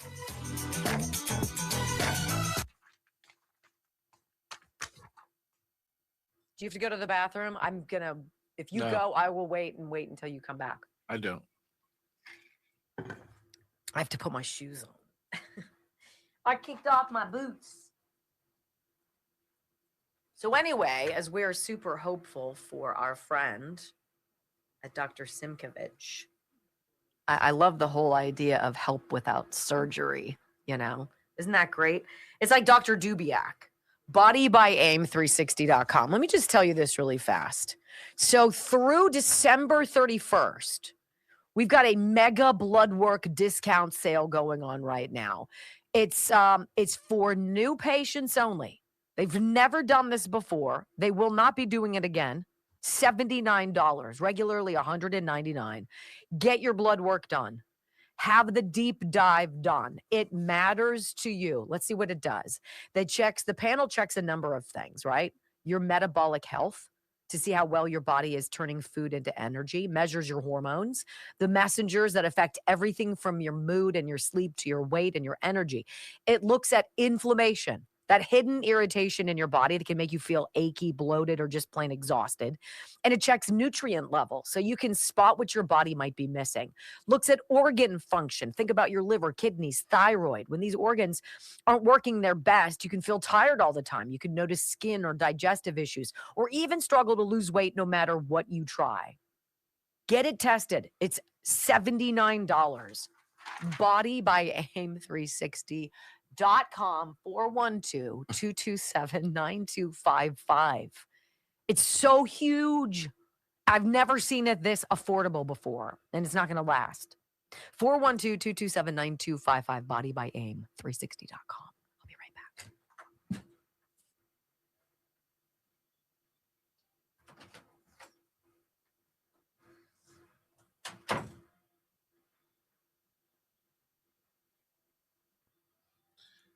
We also will be doing a live with Dr. Dubiak to go over the results of our AIM print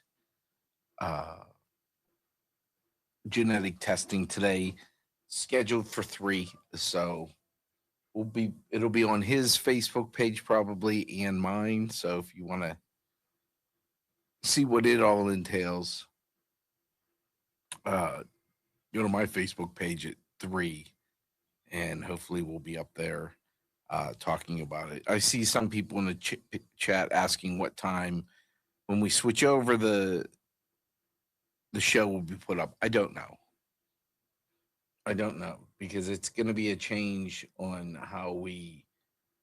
where we get information from and how much we can get before we put up the show. So I don't know. My guess would be by 9, but I don't want to give you a hard time until we get into it and start figuring out.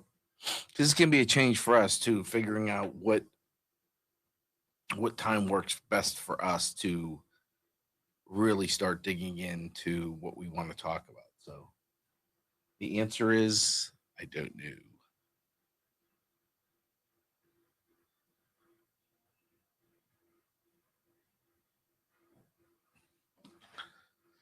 So you'll be finding out the same time as I do. I imagine we'll probably start chatting about 6, 5, 6. With the new time, people are asking what time the show will be up. And I said, I don't know because we haven't done it yet. So yeah. I would definitely say probably by 9. But don't hold me to that.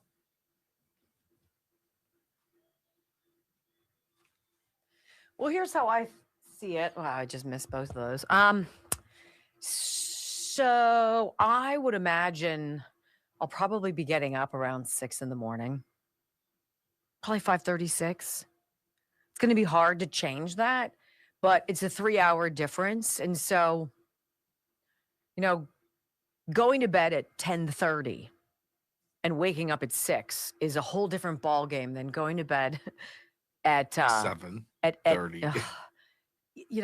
Oftentimes for me it's 9 or 9:30 and then waking up at 2:30. It's just like you can do it for a while, but ultimately it's just like it's not necessarily sustainable. So you got to have a couple nights where you can sleep 8 hours or 6 hours or what have you. We'll figure it out. We'll make it up. We'll put it up there. We know that you guys like the conversation in advance of the show, and we're respectful of that. Ireland Contracting, 1-800-NEW-ROOF, IrelandContracting.com. That Dan, their son, is working with them as an electrician is huge. That Dan is training an apprentice underneath him, I think is so great. I love seeing young people do really well, and he's done great. Ireland Contracting, exterior remodeling of your house. So putting on something and changes it all, a new roof, all new windows, new gutters and downspouts, not sexy, but so necessary. Fixing soffit and fascia, putting on new siding, all of this stuff, even putting in, a skylight or a sun tunnel. It's remarkable stuff, and this is the company that we love and trust. 1-800-NEW-ROOF, IrelandContracting.com. You will love and trust them too. Give them a call. Get on the schedule. I think it would be great.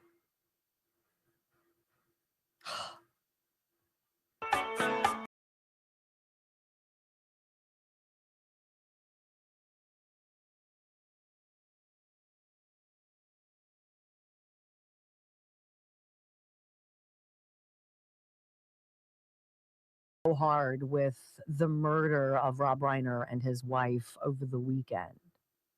Their bodies found in their Brentwood, California home.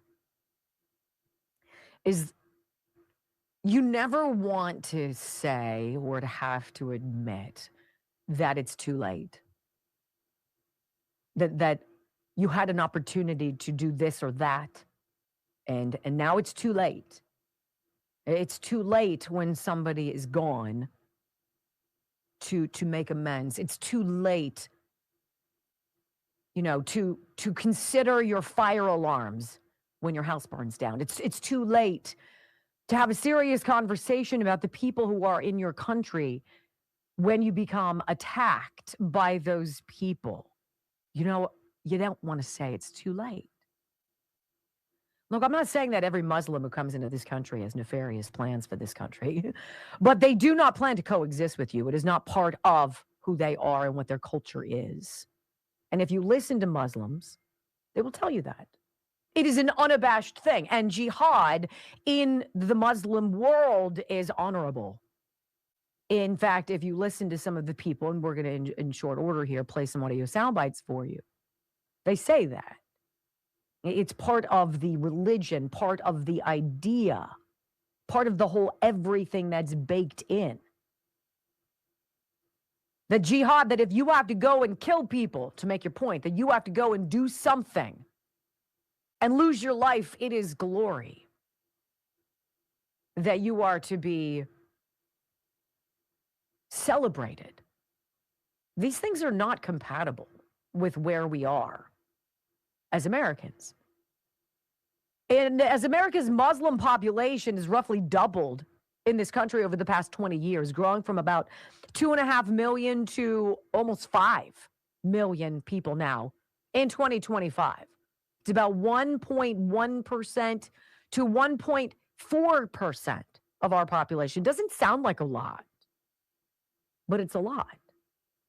And quite frankly, I'm not so sure you and I would have paid attention at all, nor would we have uttered the word Somalia if this whole outrageous grift in Minnesota hadn't blown up, right? I wouldn't know about it.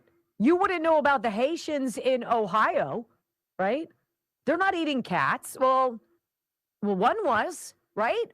We got some cultural issues. If you think a cat should go on your barbecue because in your land, the access to meat is a little bit different than it is here in America, Houston, you've got problems. And what the Biden administration did, and we can go all the way back to Barack Obama and probably well before that, right? Well before that. Well before 2001 and 9/11. We haven't been paying attention. Some people have, I haven't, to the degree that I probably should. I want you to hear this gentleman, a Muslim in Chicago. He identifies as a Muslim scholar. He's identified in this video as a Muslim scholar. And he says to you out loud, the goal for Muslims is not to come here and to mingle with the American culture, to coexist, to figure out, oh, we're all different, but isn't it delicious? We're all one big melting pot. It's such a wonderful stew of different flavors. No, they're not here to coexist. They are here to conquer. Listen. Unfortunately, these days we don't repeat this enough, or we don't have this aqidah concept firm in our minds that Islam did not come to coexist. Islam لا يعلى. Islam يعلو ولا يعلى عليه. And Islam is raised high and nothing is raised above Islam. We can't think of Islam that it came to live with these other religions in the sense that Islam is a religion amongst those religions and they have a share with the truth. And they have a share of justice. And they have a share of, this worship of Allah, the correct worship of Allah subhanahu wa ta'ala. Islam came to correct all of that. Islam came to remove the oppression of all those religions, and it is the only truth, and it is the only way to justice. Does anybody ever marvel at the idea that it's Jews and Christians that are usually on the receiving end of ire from the Muslim community? I mean, in Australia, the terror attack, 16 people dead, including the gunman, after a father-son duo opens fire on a Jewish community celebration, of course. 16 people are dead after the shooting on Bondi Beach in Sydney, Australia. Police say a father and son behind the horrifying mass shooting. This is a Hanukkah celebration in Sydney. 40 people hospitalized. Did you see any of the video going from person to person and the video of some paramedic doing chest compressions? It was total chaos. New South Wales Police Commissioner Mal Lanyon said during a press conference, it was a 50-year-old man and his 24-year-old son who carried out the terror attack. The father is dead. The son is in critical but stable condition in a hospital. Father was a licensed gun owner with 6 legally registered firearms. We're going to make this about guns again. All 6 of the firearms have been recovered, yada, yada. Investigators say they executed search warrants. Well, who are these men? Muslim? What happened at Brown University over the weekend? Some guy travels across multiple states to go into a Jewish professor's classroom where they're studying and preparing for finals and opens fire one of those theater-style classrooms and just starts shooting. They're not here to coexist. Does that mean every single person in this country who's Muslim wants to kill you? No, any more than every single Somalian who lives in Minnesota is ripping off taxpayers. But how far are you willing to go to find out if that's actually the case? That's the question. How far? Here's a former Muslim speaking out about what Islam did to his country, Iran. Listen. Persian Christian here, ex-Muslim, born and raised in Iran. So you have to listen to me. I have the perfect solution for y'all. If the Western countries and all the liberals don't open up their eyes, what happened in Sydney, Australia can happen anywhere else, just like it's been happening in the past few decades, and y'all just wanted to ignore it and be like, it's not about Islam. It is about Islam. It's written in their scripture, in their hadith and in Quran. Look at this. It's not me saying this. It's written. This is evidence. So if you want to argue, you have to be well knowledgeable. You have to be well equipped with the right knowledge, okay? So study this. And let me tell you something. Islam destroyed the country that I was born in, Iran. Iran got destroyed by Muslims, by Shia Muslims, right? Every single country surrounding Iran is not really doing good. Just look at them. Afghanistan, because of Islam. Syria, Lebanon, Iraq, Yemen, Oman. How many more countries? Isn't it pretty obvious that yes, Islam is not able to progress. Islam is not able to create a well-maintained society. And don't tell me about UAE. You know UAE is liberal. You know UAE is going through a whole different route. So don't use them as an example. When Muslims took over, when Muhammad was taking over, Islam started from one city, Mecca. They went to a city named Yathrib. They renamed it to Medina after killing all the Jewish tribes. So when they follow a guy like Muhammad who had all those vibes and who raped a 6-year-old girl named Aisha and who killed all these people just because he wanted to expand, obviously this is gonna happen right now. That his followers gonna go to different countries and kill innocent people because they think this is a jihad. Period. He's speaking about the UAE. Well, it was interesting because back in 2018, Foreign Minister of the United Arab Emirates warned the world that the Western world's political correctness would be their downfall. We don't want to look at people and be like, well, I don't want to call him names because he looks different than I do. And we're also, browbeaten into being quiet about folks if they are black or brown or gay or whatever. If they check a box, you're not supposed to say anything, right? Because you're being discriminatory. You're being Islamophobic. You're being homophobic. You're being this. You're being enough already. The political correctness is the key to our downfall. Listen to this gentleman 7 years ago. Let me say this in English so you can understand what I'm saying. I have translation. No, I know you have translation, but I just want to make sure you get it right. There will come a day that we will see far more radical extremists and terrorists coming out of Europe because of the lack of decision-making, trying to be politically correct, or assuming that they know the Middle East and they know Islam and they know the others far better than we do. And I'm sorry, but that's pure ignorance. Pure ignorance, which is a perfect conduit segue into Abby Phillip. I want you to understand the liberal mind here. And her liberal mind tells us on this panel with New York Post journalist Lydia Moynihan again, that there are people already here with multiple wives or this or that. So what's the problem with a few more? Listen. Important to have a conversation about America's not a charity.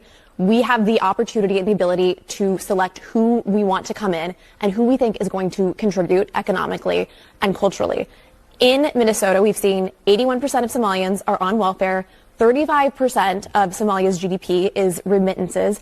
And now they've stolen at least $1 billion, maybe $8 billion. And so there's a question, the Somalian community. So there's a question, do we want to continue to allow this selective responsibility thing now suddenly but this is an important point to make, and this is something that I think the American people resonate with.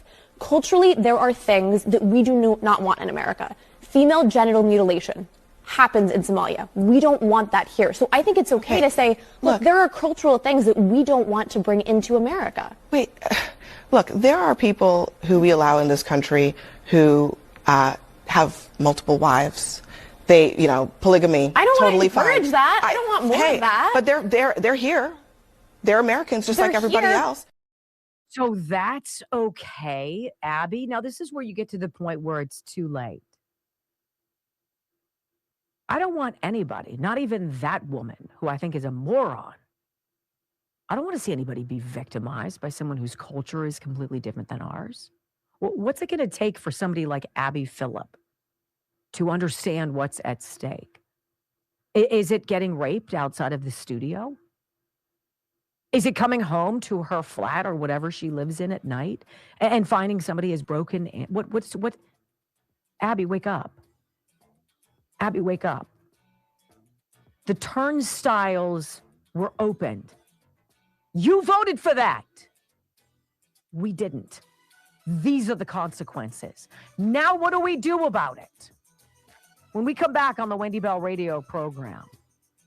Meantime, in Jasmine Crockett news, she said something stupid over the weekend. I know, shocker. I've got it for you. Your response to it next on the Wendy Bell Radio Network.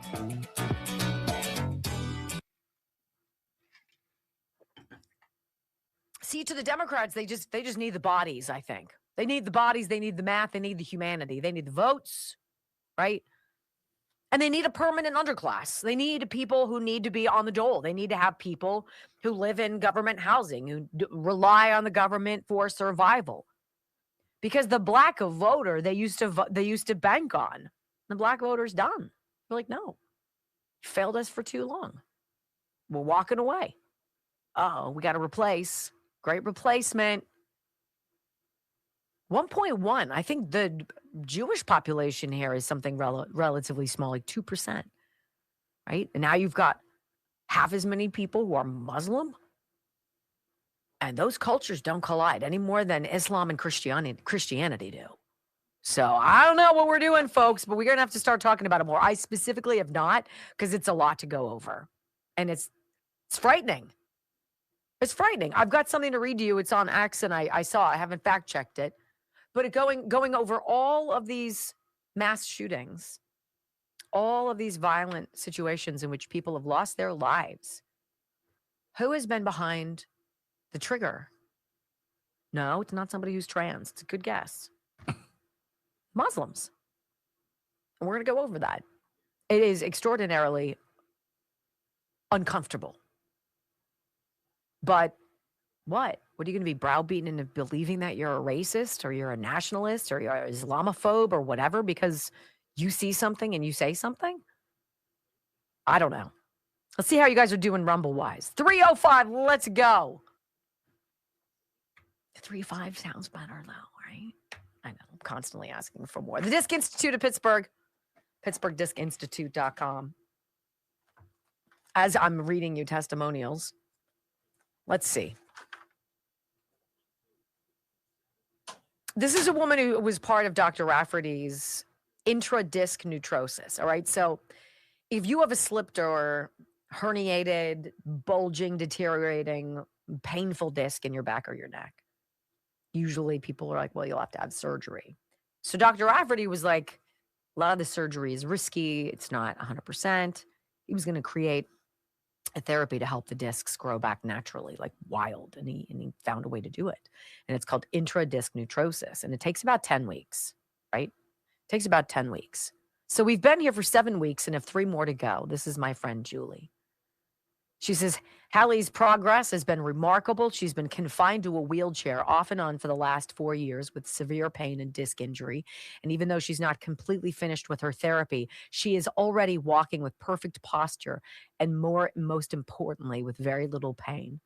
I'm confident that after the next 3 weeks, she will be even more improved. Best of all, her discs are healing themselves. It is a miracle that I still have a hard time wrapping my head around. Her daughter is a double amputee, right? So she has prosthetic legs. So Dr. Rafferty helped her put on her prosthetic legs and walk out with perfect posture and no pain. What? 412-906-9600. 412-906-9600. It is fascinating and remarkable. PittsburghDiscInstitute.com. Again, like Dr. Simkovich, what do you have to lose? Right? I specifically tried to and I'm not attracted to the Muslim stories, which is a problem. I need to be, because I find them extraordinarily alarming.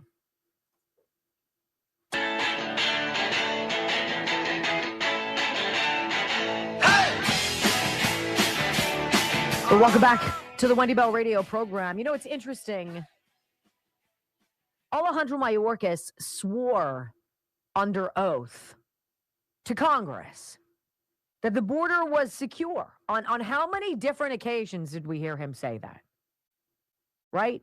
Even though we knew that there were 18,000 known terrorists who entered the country under Joe Biden. 18,000 known terrorists.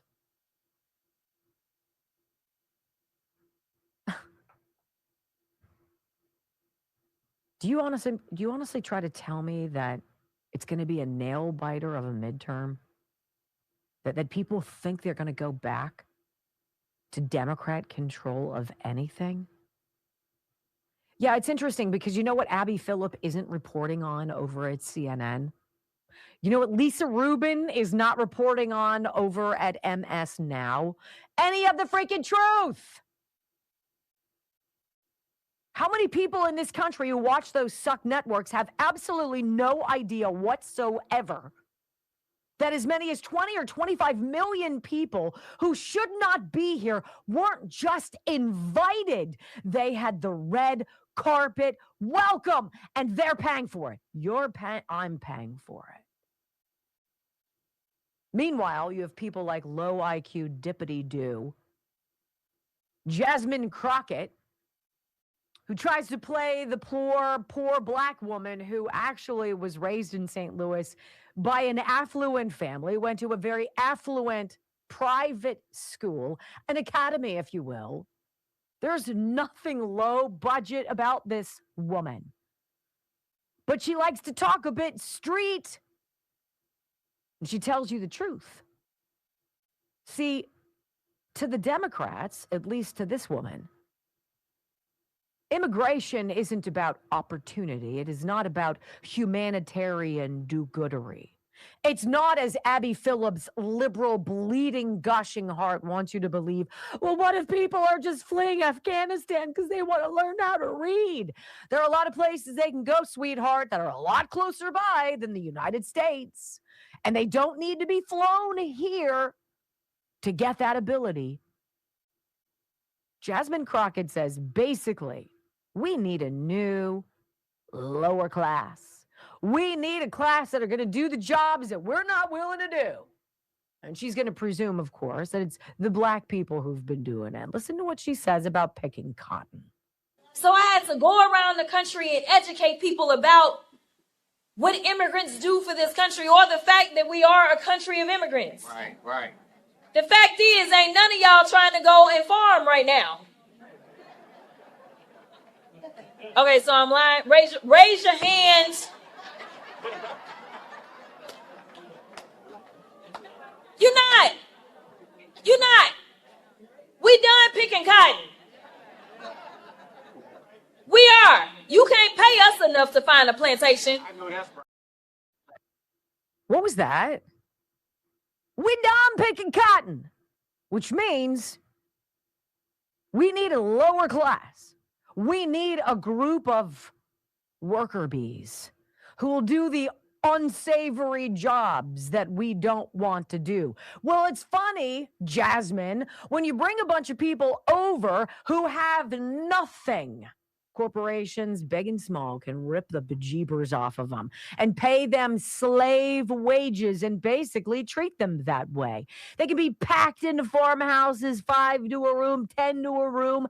They can go into your food processing plant because they don't have our same culture and they don't understand how to use a toilet. And so they defecate or urinate on the floor. Jasmine, we done picking cotton. I'm sorry. I'm not easily offended.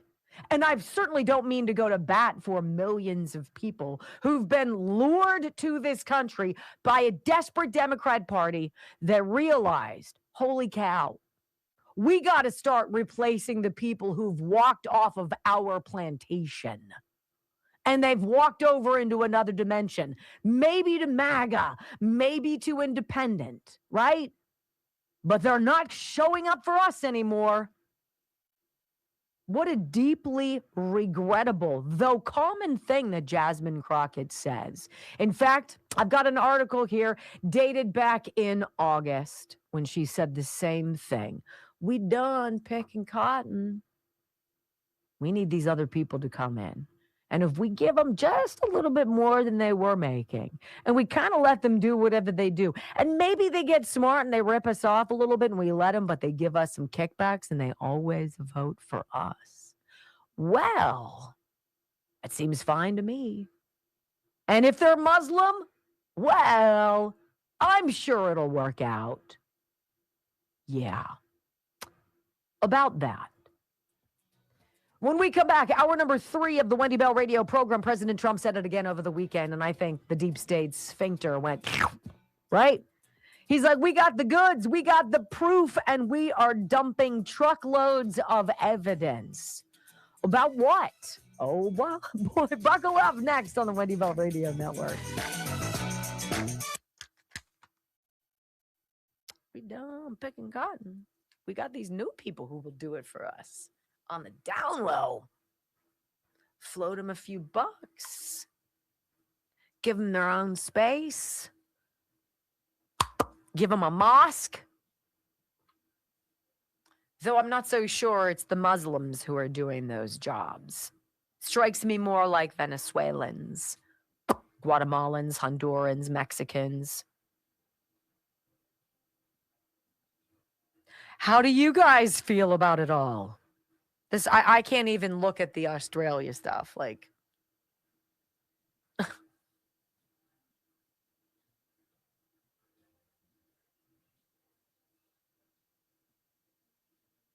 oh, apparently there was a presser today. Let's see, or maybe it was yesterday. About Rob Reiner. Let's see. I'm still. All right, the healthyfat.com/Wendy. You know, it turns out the key to losing weight and to keeping it off isn't in necessarily counting your calories or your carbs or even trying to pack in a bunch of probiotic-rich foods. It could be about just flipping a simple switch inside of your body and allowing your body to release calories it kind of sits on for a rainy day, just in case. Right? I don't need a just in case calories. We can dump those, right? And that's what the healthy fat does. And so when Dr. Gundry 20 odd years ago came up with MCT Wellness, and this is my favorite, obviously, the blueberry. He said this is what he used, drank it once, maybe twice a day, used it as a meal supplement, and lost 70 pounds, slow and steady, maybe over 6 months, something like that. Would you imagine that? Can you imagine losing that amount of weight? Can you imagine? And it works out to be like 1 pound every 3 days. I think that would be phenomenal weight loss. Would you love that? Would you love in a month to be down 10 pounds? That's, for a lot of us, that's life-changing. Well, it changed Dr. Gundry's life. And so he put it out there for everybody to use. And he's like, I've seen thousands of people with the same health results, the same weight loss results that he's had. And so we put it out there. I drink it every day. It's delicious. You're going to love it. It's fulfilling. It's satisfying. It's got just the right sweet, a little bit of tart to it, which is pleasing. It takes a plain glass of water and zhuzhes it up into something that truly is life-changing. And the people who've had it and have been drinking it swear by it. I think I've got one here. Hi, Wendy. I'll try to keep this short but informative. I've been going to the gym. I've been dieting. But, you know, over the weekend, I would eat junk. And that would negate anything that I had done during the week. And so he says, I had to do something. This is from Eric. And he's like, so I went out and I got Dr. Gundry. I went and I got the healthy fat. I've been drinking it for 6 weeks. I've been eating better, drinking that, sticking with my exercise. After 6 weeks, I'm down 21 pounds and 2 belt loops. That's so huge. I have a long way to go, about 70 pounds total, but this is a great start. I'm going to think 21 pounds is better than just a great start. It's pretty amazing. Thehealthyfat.com/Wendy. How did you feel? You did not have your weekend breakfast with your friend who owns Sniper, Brock. No, I was sleeping in. I can understand that. I can understand that. But he is still saying that he is delighted with the Wendy Bell Radio audience, yes? Yes. He sent me a text that over 20 orders for the spices. Chef kits. Really? So what he's doing is he's putting these, is it still or no? Just this week. Just this week? Yes. Hunt Chef, all of the 12 Hunt Chef spices, which are phenomenal. He's putting them out there for $100. 12 for $100. Disinfectwithsniper.com. That's a great deal. This is the company. I use it on everything. Hospital grade antibacterial, disinfectant, antimicrobial, antifungal, kills everything. This is the one thing in your life that you need underneath your sink in the kitchen. You need it in the bathroom too. And maybe the little travel side jobby for your car or your purse changes your world. Kills germs, bacteria, parvovirus, MRSA, SARS, COVID, right? How about Harmony and Knockout? All of the products there at disinfectwithsniper.com. Off the charts. Fan-damn-tastic. Love them. Love the products. $100. I'm sure he's losing his shirt on this deal for you because these are normally, I think, $9.99 each. So you're getting 2 free, essentially. Pretty big deal. Disinfectwithsniper.com.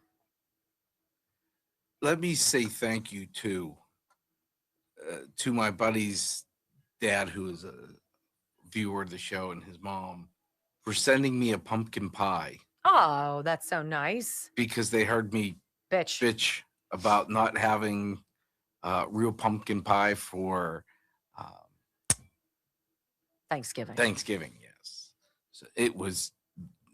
I had a piece yesterday. It's his own grown pumpkin. The crust was buttery. Oh. So From real scratch crust. homemade, Real deal, yes. Not the can. Yes. The real deal. You know, and the real homemade pie crust is a huge deal. Oh, If I could said have buddy's eaten just the dad crust. is watching, maybe he would share mom's recipe with me.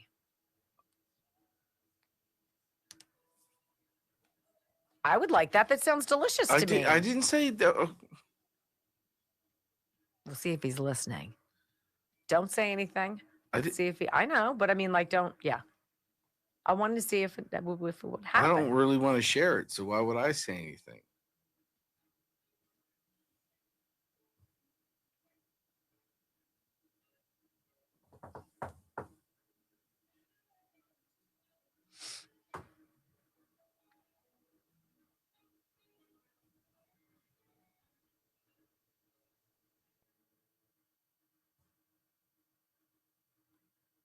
I love you guys. You're the best. 5, 4, 3, 2, 1. Wendy Bell. Inspiring solutions to save America one show at a time. Are you ready to get on board? Who can take your money with a twinkle in their eye? Take it all away and give it to some other guy. The government. The government can. And the government can, because they mix it up with lies and make it all taste good. Government takes everything we make to pay for all of their solutions, like healthcare, climate change, pollution. Just throw away the Constitution. I wrote that, thank you. Who can give a bailout? Tell us to behave. And make the founding fathers roll over in their grave. I don't care if you hate me, I'm going to sing it anyway. Oh, the government can. 3 hours of bold truth and excellence. You've just signed up for the WBR Army. Welcome aboard. This is the Wendy Bell radio program.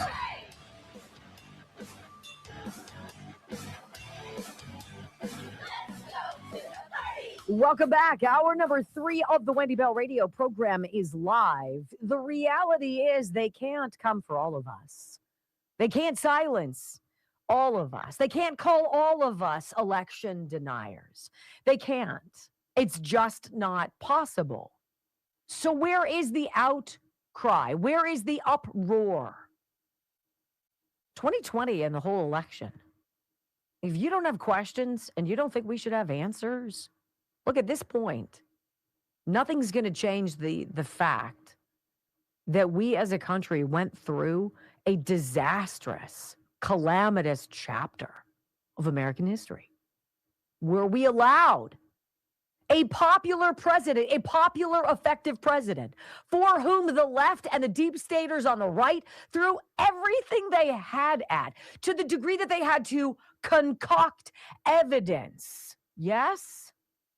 In order for Joe Biden, a decrepit, demented octogenarian to pretend to run our country, to be in charge, to be making any decisions, to be responsible for one of anything, right? It's so ridiculous. It's so preposterous, but it was a trial run. It's sort of like COVID. Don't you think the masks were kind of like that? If we can get people to believe putting this diaper on their face at all times is the key to their survival, let's see how many people we can con into doing this. And then what ends up happening ultimately along the way?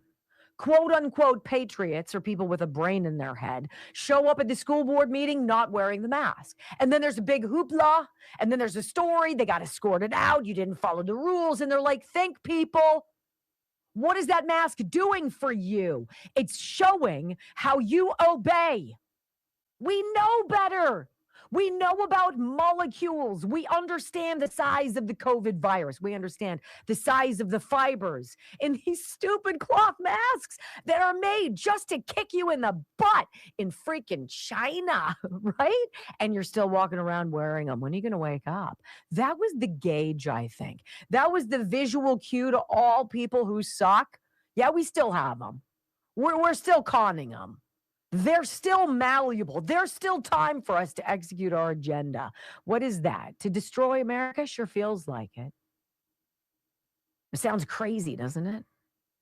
Sounds crazy to say that there are people in this country, in our government, who'd like to see this government fail. In what world? But then again, in what world did we think we'd have all these people in all of these various, wherever, is it Arizona, or if it was in Fulton County, Georgia, or it was in Pittsburgh or Philadelphia, Pennsylvania, or it was in New York City, anything that was a little bit questionable or really, really glaringly off about the 2020 election. They wanted you to put a mask on it, essentially. Shut your mouth. That's not how this game is going to work, really. Donald Trump said something over the weekend. It's got to have them freaking out, because he has said it multiple times now. I want to play the audio for you, and then I want to have a little, not fun with it, but let's just ponder what he could be meaning here, all right? Here's what the president said. It has everything to do about the facts, the truth, and the data. That's all they're doing. They're good at cheating in elections, very good at cheating. They're professionals at cheating, because we won in 2016 by a lot. The election was rigged in 2020. We have all the ammunition, all the stuff, and you'll see it come out. It's coming out in truckloads. And California's election, New York also, but California more than any other place is so rigged. It's such a rigged election. You know, we won the Hispanic vote. So a lot of people say Republican wouldn't win California, but I won the Hispanic vote. I won in Miami. Think of that. In Miami, I won the Hispanic vote.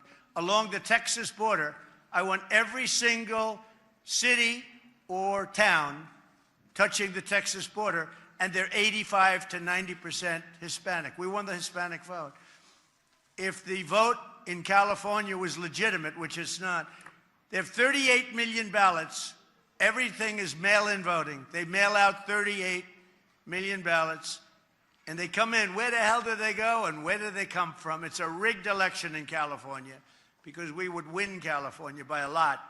And again, they feel they have the advantage with Hispanic. They don't. Truckloads of evidence about the 2020 election is coming out soon. Gavin Newsom jumps to respond to what the president just said at a Christmas event. And he's calling out President Trump. Again, this is according to Yahoo News, right? So this is what you get. California Governor Gavin Newsom is calling out President Donald Trump again for spreading misinformation. They are so desperate for not a shred of evidence to come forward. Why is Tina Peters still in prison? They can't have her talking. If they could, they would kill her. That sounds like a bold statement. You don't think people are so desperate that would happen? Of course, it already has.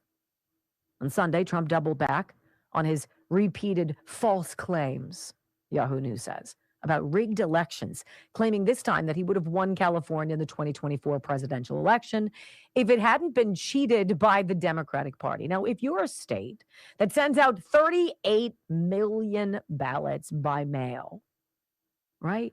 Do you think there's any room in there for malfeasance? If you have Somalians walking through airport security with suitcases full of millions of dollars of cash, do you think that maybe is a problem? Yeah. The same story. Take cash, replace with votes.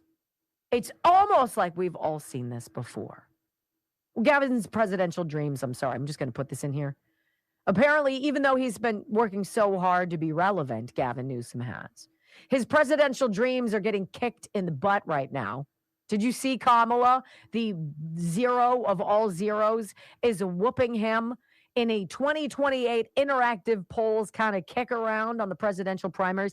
If we had Harris, Newsom, Buttigieg, Shapiro, Bashir, Whitmer, etc., who would you vote for?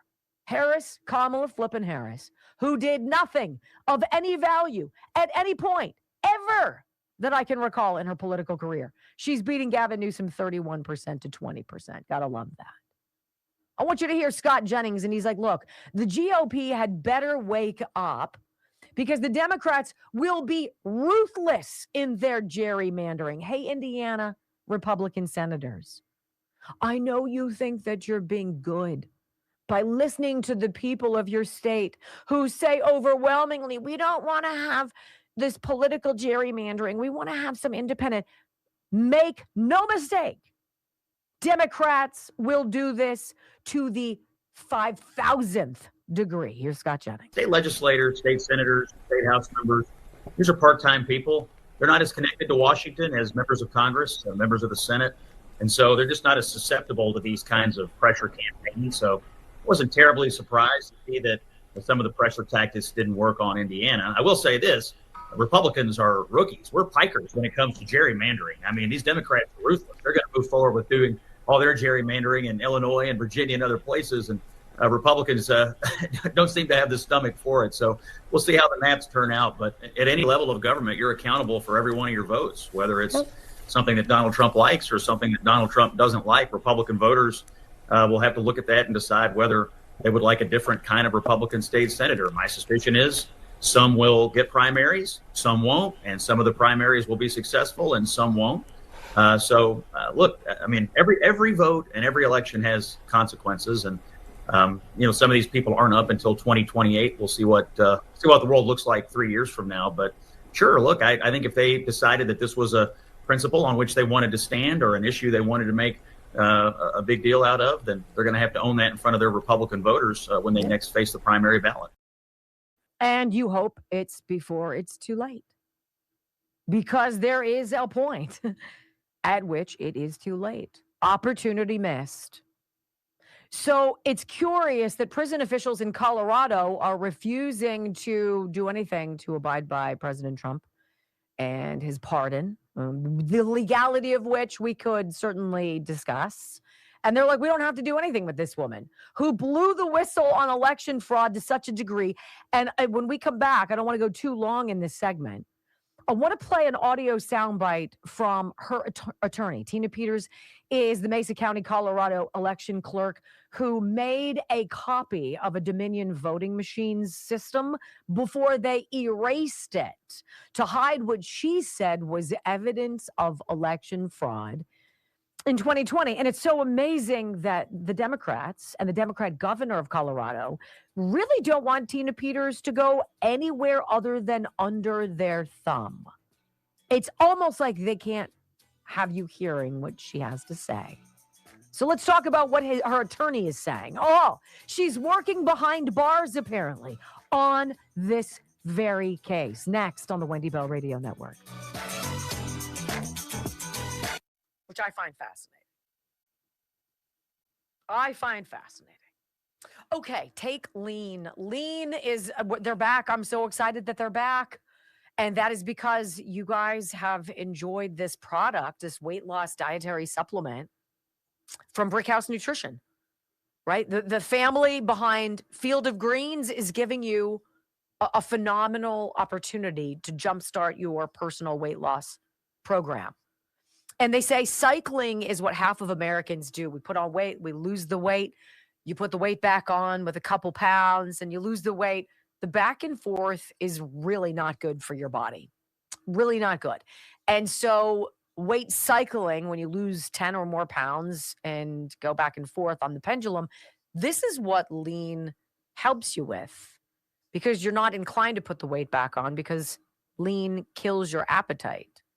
It helps curb your cravings. It helps you maintain a healthy blood sugar. It helps you convert fat into energy. Game changer. That's the deal. Take lean.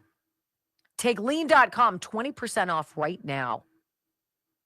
If you want to lose meaningful weight at a healthy pace and keep it off, add lean to your diet and exercise lifestyle. Take lean.com, code Wendy, to get your 20 off. I love the options that aren't big pharma. Take lean, 20% off. Great. And QR code right there if you want to open up your phone. Open up your camera and just hover above it. It'll pop up. I just choked myself on my own spit. That's fantastic. 1,800 people watching on X. Hi, good morning. It's good to be with you. Gavin Newsom mocking the president, saying that there was election bullcrap.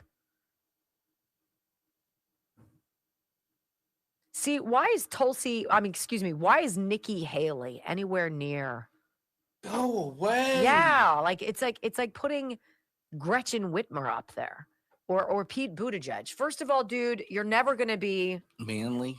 You're You've never chest-fed. You're never going to be president. Right? Not without major cheating. Same with I don't know. Is America ready for a Jewish president? I don't know.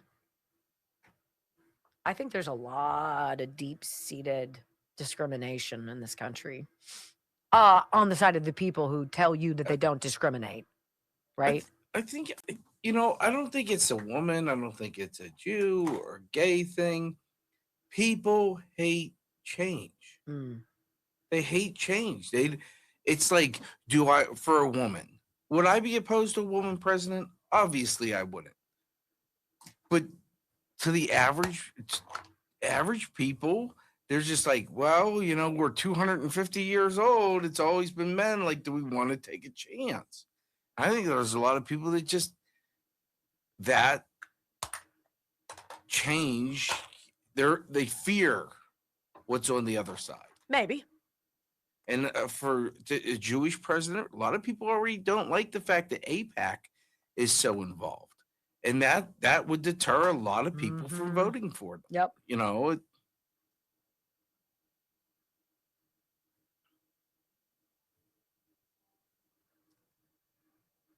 There's my 2 cents. I think this is so interesting. Thank you. Can we get 3-5, folks?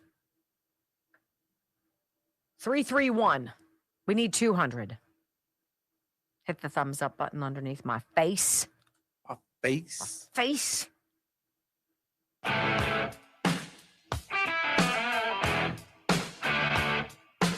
Welcome back to the Wendy Bell radio program. So apparently prison officials in Colorado are not recognizing President Trump's pardon, and they kind of just laugh at the request and refuse to release Tina Peters, right? That is the story. I'm going to read you just a small blip of it, just so we're all on the same page. The warden overseeing the prison where Tina Peters is being held will not release her and refuses to recognize President Trump's pardon. Is that America? No, it's not. She's more of a political prisoner than she ever was a criminal, did nothing wrong. Her sin was to do her job and make copies of her county's election results before and after the system upgrade. And when she discovered that the results had changed, she reported the authorities and the public. This was her job. The state of Colorado went after her. They imprisoned her in a sham trial for these actions. Of course, there's ample evidence that Biden's federal government was involved in the persecution and the prosecution of Tina Peters. And in fact, President Trump had every right to pardon her. So what happens next is going to be interesting, but her attorney, this is a gentleman by the name of John Case. He's on Steve Bannon's War Room on Friday. I caught it late. And he says, look, she is still working behind bars to expose how Smartmatic and Dominion machines are all linked to Venezuela. Or all linked. We heard Ann Vandersteel say the same thing. How many times do we need to hear this? The president has said this. Here's Tina Peters, attorney John Case. So here's the connection. The same engineers who worked for Smartmatic and created the software that rigs elections in Venezuela, some of those same engineers work for Dominion voting systems in the U.S. And we cannot have an insecure election system that's not transparent. So what Tina Peters' mission is to get rid of these voting machines. She's working at it even from inside the walls of the prison. And that's our mission. These things are a menace to our freedoms. Why would we want a voting system that can be hacked and manipulated by foreign adversaries? The center for election fraud is in Venezuela. And we're all so mystified that the military presence outside of Nicolas Maduro's home in the Caribbean Sea is as beefed up as it is. It's obviously not a coincidence. I think those of us paying attention understand. And I sure hope that there's somebody with some semblance of oversight paying attention to Tina Peters and what happens to her in prison. We wouldn't want the prison guards to fall asleep and for Tina to find herself with 35 sets of sheets in her prison cell from which she should hang herself, just like Jeffrey Epstein allegedly did. Now, as that is percolating on the back burner, I saw this headline and I was like, what? You ready for this? This is New York Post. Pornhub. Pornhub reveals the number, I guess this is some aggregate of, I don't know. A number of women watching X-rated videos is surging. New report exposes top U.S. searches. Now, I'm not going to tell you the wacky things that people are searching for, okay? I've got limits, my friend. And it is a family show. But is it any surprise to anybody out there?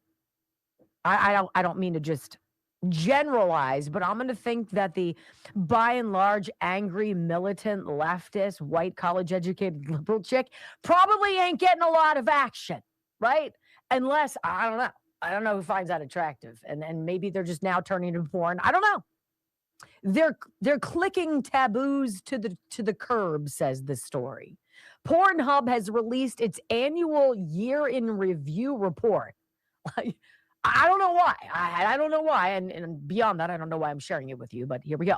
Revealing women are tuning into X-rated videos at record rates. In 2025, the fairer sex made up a sizable 38% of all visitors to the adult website. It is a 14% surge in the last 10 years. And they said over the last decade, our statisticians have been tracing the proportion of female visitors to Pornhub. They have noticed an upward trend over the years, putting into question the dated umbrella statement, it's only men who watch porn. Like, I didn't want to get into like what they're looking for because some of it is, I don't know. It's a lot. I don't know. I don't get it. I kind of want to know now. You do? In the Philippines, Colombia, and Argentina, women now make up a majority of Pornhub visitors. In Mexico, stats were split. In America, men are still more than likely than their female counterparts. But Latina was the most popular search term in America for 2025, ahead of MILF and Asian. Fantastic. Searches for Indian surged in popularity per the raunchy report, while furry fell out of favor. Go ahead. Go ahead. I got nothing. Go ahead. No, I got nothing. So we're not interested sexually in furries anymore, but we're interested in Asians and Latina and MILFs. Okay. What about those categories as furries? Well, I mean, that's just. There was a really outsized interest in California, Brock, in Latina amateur videos. Oh boy. I have such a boring lifestyle. It's not even funny. The unmistakable pattern is emerging within the terror attacks. They keep on coming, ladies and gentlemen. Let's connect some Muslim dots next.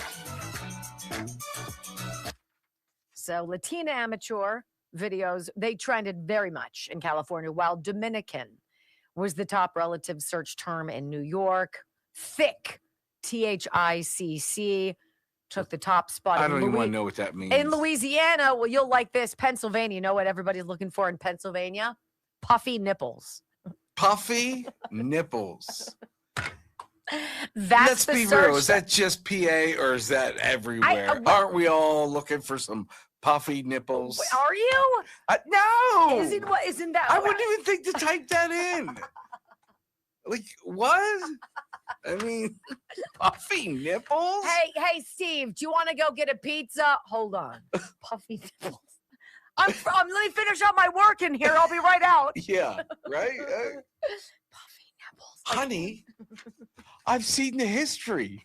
What is puffy nipples? It's a drink. Yes, it's got. That's what it sounds like. It sounds like I'm searching. It's for like an Aperol a new spritz. cocktail. Yes, it's like a spritz, but it's got a little puffy nipple in it. Can I have a puffy nipple? It's like there's one called a slippery nipple. Yeah, they're good. It's butterscotch, isn't it? For the wusses out there like me who don't drink hard alcohol, puffy nipple.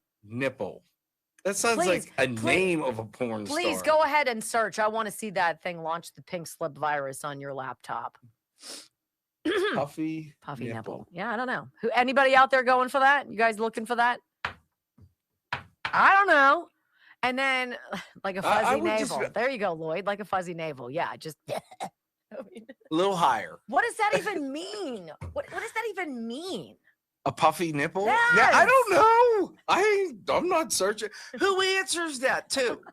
Who's on Pornhub? They're like, yeah, I'll take this. Oh, look, I got a pop-up pull.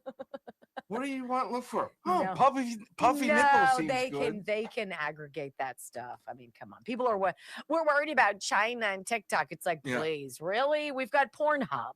They know damn well what you're doing. I remember blaming our nanny. Please, no porn, no more porn on this computer. And she's like, say what? That's when I learned that Mike and Jack had found it.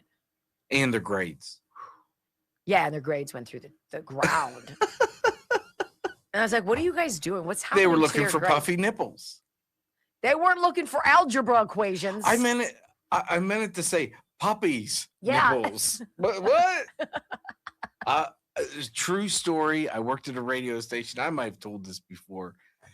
And like stupid me, I was like, I need new sneakers. Oh yeah. I went looking for Dick's Sporting Good, but didn't put in the sporting goods. Happens to the best of them. Don't put in White House. Oh really? Oh yeah. I got an eyeful. Yeah, oh yeah. And I called the engineer the next day, and You're like, he "Yo, I had have my to tell number. you." He saw it come up. He's like, I started laughing as soon as it came up. I knew exactly what you did.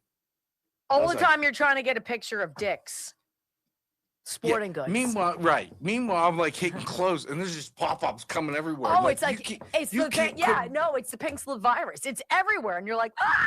Yeah, you're like, I'm fired. I literally opened up my computer, and Joe was standing behind me. This was like, shucks. He's like, are you looking at puffy nipples? And it was like, boop, boop, boop, boop, boop, boop, and he's like, oh my, what are you doing? And I was like, what am I doing? And I'm like, you doing? What are you Yeah, doing? yeah, He's right? Like, I'm Yeah. not doing it. I'm like, oh, it's Janelle. And then I was like, no more porn. And she's like, what? It's not me. I'm not looking at porn. And I was like, boy, you guys all passed the buck real fast. I know, right? What are you looking at? What were you looking at? It's somebody else. And then when both you, Joe, went, oh yeah, it's her. Isn't that terrible? Whoa. Oh, wait. I don't know where. I want to tell you that there's a tab for that. I don't. I want to tell you guys this. All right. So I've shown you this fellow's picture. Good transfer. Right. Good This guy. segue. This guy who's lost 100 pounds of fat in 8 months. So Kelly sent me something about him. She says, We did not measure his body composition in March when he officially started on his own, but he was weighing around 364 pounds. It happens. It's crazy. And it seems to happen fast. I would venture to say his body fat percentage was in the upper 40s. In 8 short months, he's down to 23% fat with nothing but hard work, practice, sacrifice, discipline, and a sustainable recipe. Look at this absolute inspiration. This young man, under 8 months, lost over 100 pounds of fat and completely transformed himself from the inside out. He also has an added beautiful, magical, lean muscle to his body. He's made his own personal post over a week ago that brought me to tears. He said, goals should never be easy. They should force you to work even if they are uncomfortable ones. He said it's the mental and emotional wounds that are healing right along with his physical metamorphosis. There's always a reason, right? There's always a reason. More Gains Fitness. It's called 90 Ignite, and now it is online for everybody. More Gains, MORGAINZ, fitness.com. Somebody tuned in and said, Nunyan 2020, puffy nipples means big ones. Oh. Those would be fluffy.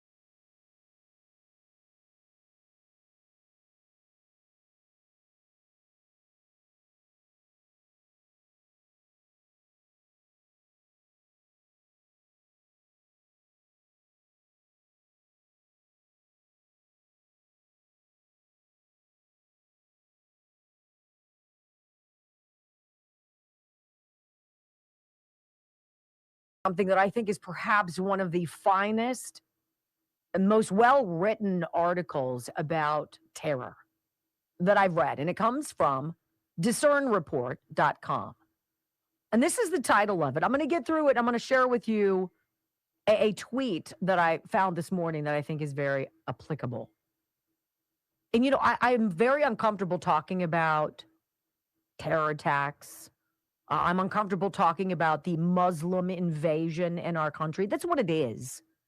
And it might not seem fashionable to say that, and it might strike you as making you uncomfortable as well. But we all need to wake up. And we better do it fast because they're here. And stuff has already been going on. Let's read. The terror attacks never seem to stop, and the patterns that we are witnessing are becoming undeniable. Here's your story. The constant drumbeat of terror attacks is rising in intensity, and the next major incident could literally occur at any moment. It might happen in a really big city, it might happen in a very small town. It might happen on the other side of the planet. It might happen right where you live. We don't know precisely where the next terror attack will occur, but we do know that it's coming. And as soon as it happens, the countdown to the next one begins. Most of the victims of the terror attacks that we are witnessing are either Jews or Christians. Most of the perpetrators of these attacks are either Muslims or Westerners that have been brainwashed to hate Jews or Christians. Right now, our world is filled with more hatred than we've ever seen. We don't believe this is a coincidence. By now, you've probably heard about the horrific terror attack that just took place in Sydney, Australia. Even though there were four police officers nearby, the 2 Islamic terrorists that were doing the shooting were allowed to keep going for approximately 20 minutes. An eyewitness to the terror attack in Sydney says the assault unfolded over an extended period lasting approximately 20 minutes, during which the attackers acted deliberately and without interruption. According to the account, 4 police officers were present at the scene but did not return fire as the attack continued. The eyewitness described a prolonged and methodical assault, saying the terrorists took their time. So how many lives could have been saved if the police had intervened sooner. And why didn't they? It's being reported that the official death toll has now reached 16. Includes a 10-year-old child. The oldest fatal victim is understood to be 87. It took place yesterday, shortly before 7 p.m. local time, Sydney, Australia, as the attackers targeted a Hanukkah by the Sea event on Sydney's Bondi Beach in an act of terrorism. We're being told that the terror attack was conducted by a father and son. They were both radical jihadists. Personally, says the author, I would not be surprised if it turns out they were actually part of the crowd of Hamas supporters that was chanting "Gas the Jews" next to the Sydney Opera House 2 years ago. Hamas supporters chanting "Gas the Jews" beside the world-famous Sydney Opera House in Australia, according to a video shared by the Australian Jewish Association. And the terror attack in Sydney was preceded by another attack at Brown University. 2 students were killed, 9 others wounded as a result of that mass shooting. Hundreds of police officers swarming the streets near Brown University late Saturday, shining flashlights into parked cars in search of a gunman who opened fire in a campus building, killing 2 students and injuring 9 more. At first, we weren't being told the identity of the shooter, but now we're being told it was a 24-year-old man from Wisconsin named Benjamin Erickson. There's still a lot we don't know about Benjamin Erickson, but something certainly motivated him to make the 17-hour journey to Brown. The suspect is said to have made that 17-hour trek from Wisconsin to Rhode Island with a laser-equipped firearm, according to law enforcement. He was taken into custody early Sunday morning by FBI agents. When Erickson finally arrived at Brown, he purposely sought out the classroom of a Jewish professor named Rachel Friedberg. She's a Jewish professor, teaches at the intersection of economics and Jewish studies, reportedly yelled something unique he did before using a handgun and unleashing a hail of bullets into the classroom. It doesn't take a genius to connect the dots in this case. Right before Hanukkah, Erickson specifically targets a Jewish professor. Did Erickson and Friedberg have any sort of personal connection? Had they interacted on social media? Those are questions that reporters obviously should be asking right now. Friedberg claims that Erickson yelled something when he first entered the classroom. The room has stadium seating, she said, with doors that enter at the top. So the shooter came in the doors, yelled something. She couldn't hear it. Eyewitnesses tried to. He couldn't remember what he yelled. The guy started shooting. Erickson probably uttered something that he thought would be quite memorable, but if nobody heard it clearly, we might never know what it was. The 2 recent terror attacks discussed so far in this article are getting a ton of attention, but there have been others that have not gotten as much. For example, ISIS just conducted a terror attack that killed 3 Americans inside Syria. President Trump is promising that there will be very serious retaliation. Writing on Truth Social, there will be very serious retaliation. You could argue that those 3 Americans are simply casualties of war, but what about the countless numbers of entirely peaceful Christians that are being murdered for what they believe in Islamic countries all over the globe? On December 5th, a Pakistani Presbyterian pastor became a martyr when he was ruthlessly gunned down in front of his home. That was a terror attack. Since it didn't happen in the Western world, the mainstream media in the U.S. simply didn't care. But if 5 Islamic radicals had successfully slammed a vehicle into a crowded Christmas market in Germany, that sure would have made a lot of headlines, right? For years, this author writes, I've been warning that these days were coming, and now they have. You know, we're supposed to love everyone, and that even includes our enemies. But today, so many people are filled with absolute hate. So a lot more violence is coming. And the author writes that should make everyone very sad. Is that enough? So, yes, the X account I'm talking to you about is posted by a gentleman named Peter Lloyd. I do not know who he is. Says he's a journalist. New York Times. Interesting. New York Times journalist posting this account. This is what he says. And our friend Kelly Pigeon says he's verified some of these. And This looks to be a spot-on list. Let's go over it. The Nice attack, Muslims. The Paris attack, Muslims. The shoe bomber, remember Richard Reed? Muslim. The Orlando attack, Muslim. Beltway snipers. You remember that?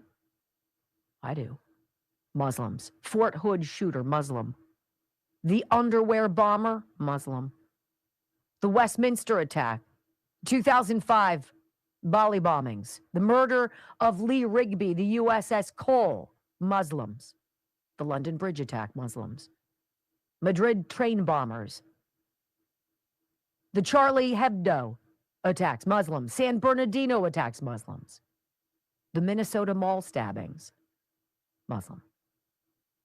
The Moscow theater attackers, the Boston Marathon bombers, the Ankara airport attack, the Manchester arena bombing, Muslims. Pan Am flight number 103, the bombers, Muslims. Iranian embassy takeover by Muslims, Air France hijackers, Muslims. The 2002 Bali nightclub. The Beirut embassy bombers, the Libyan U.S. embassy attack, Muslims. The beheading of a French priest, the Buenos Aires bombers, Israeli Olympic team, Muslims. Kenyan U.S. embassy, the Beirut Marine bombers, the First World Trade Center bombers, the beheading of Daniel Pearl, Muslims. The Bombay attackers, the 9/11 hijackers, Muslims. You think we have a problem? Yeah. Got a big problem. We got a big problem. And culturally, if Abby Phillip would need some examples on why cultures collide and how some are not compatible with what we do here in the United States, right? It is baked into their religion to either convert or kill. It is not coexist. It is not kumbaya. It's not let's all get together and share recipes. And now you've got a guy in New York, Mayor Zohran Mamdani, Muslim. Proud of it. These people do not look at their wives as equals. They do not look at that culturally the same way we do. And in Somalia, if we're thinking about what's normal there, incest, genital mutilation of women to the tune of 9 out of 10 girls and women. This is what inclusion and humanity and compassion and all are welcome here. And what if they just want to come here and learn how to read? Well, where else are they supposed to go? Not here. And that doesn't make me a bad person to say that. I don't want to be called a bad person for looking at somebody who looks like a Muslim with a stink eye. I also don't want to feel uncomfortable and have to cross the street when somebody is walking towards me who looks like somebody that I've seen on the news. Why is the onus always on we the people? You have to just grin and bear it. Accept it. Remember when idiots like Michelle Lee or whatever, Wu or whatever the hell her name is, the mayor of Boston, went out and was like, hey, if you've got an extra bedroom in your house, we got a lot of immigrants coming in from other places. Sure be great if they could stay with you. Because that made sense. I'm sure Michelle has ample security. It's easy to suggest such ridiculous nonsense when you happen to be protected from the consequences. When we come back on the Wendy Bell radio program, is it a coup against President Trump? Because it's not all coming from the left. Well, a TikToker turns his camera around and says a little something about Indiana that struck a nerve. Let's see if it bites you too. Next on the Wendy Bell Radio Network.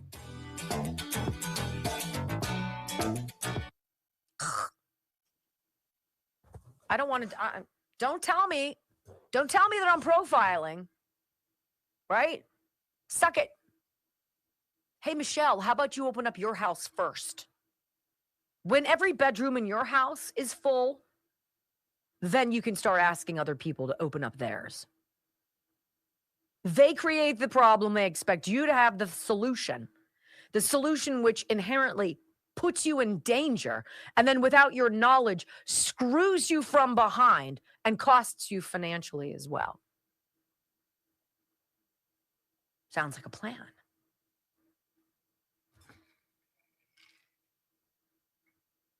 I sent you a text. Professing your undying love for me? No. I didn't think so.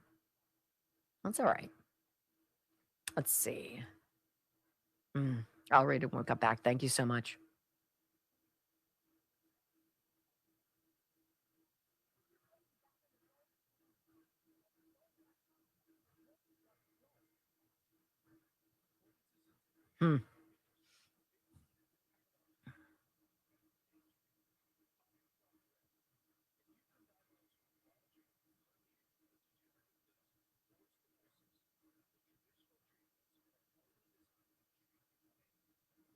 It's a bad look.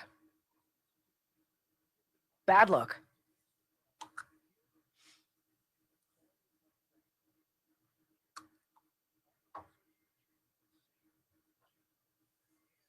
It's unfortunate.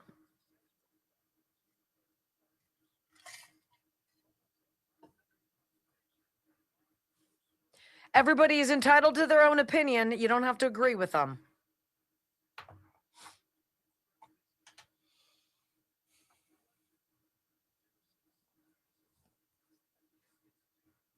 Sometimes saying less is saying more. Or saying nothing. Or saying nothing. Take the high road.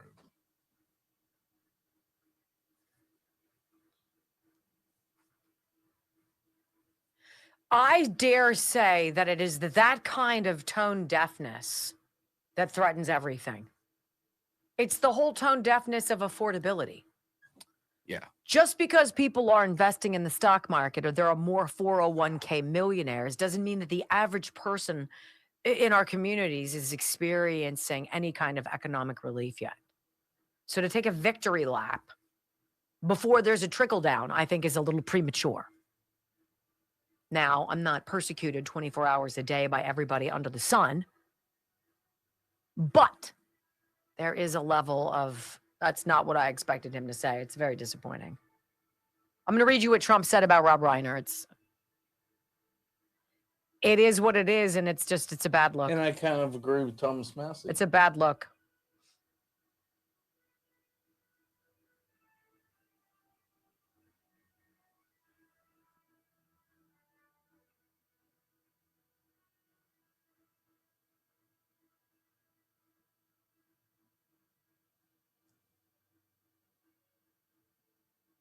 And then I saw someone in there saying this is a fake because I can't find it on Truth.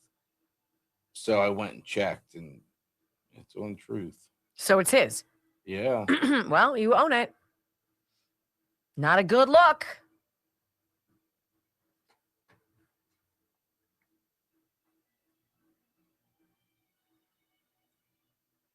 Well, it actually ties in nicely to my last audio soundbite, which is kind of weird.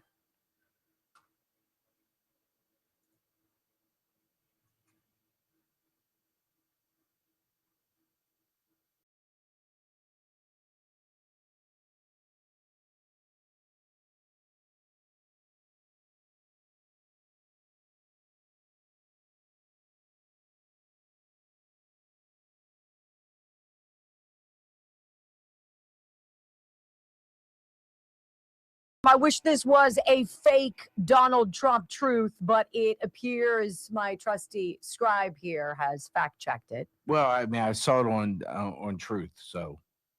On his page. Yes.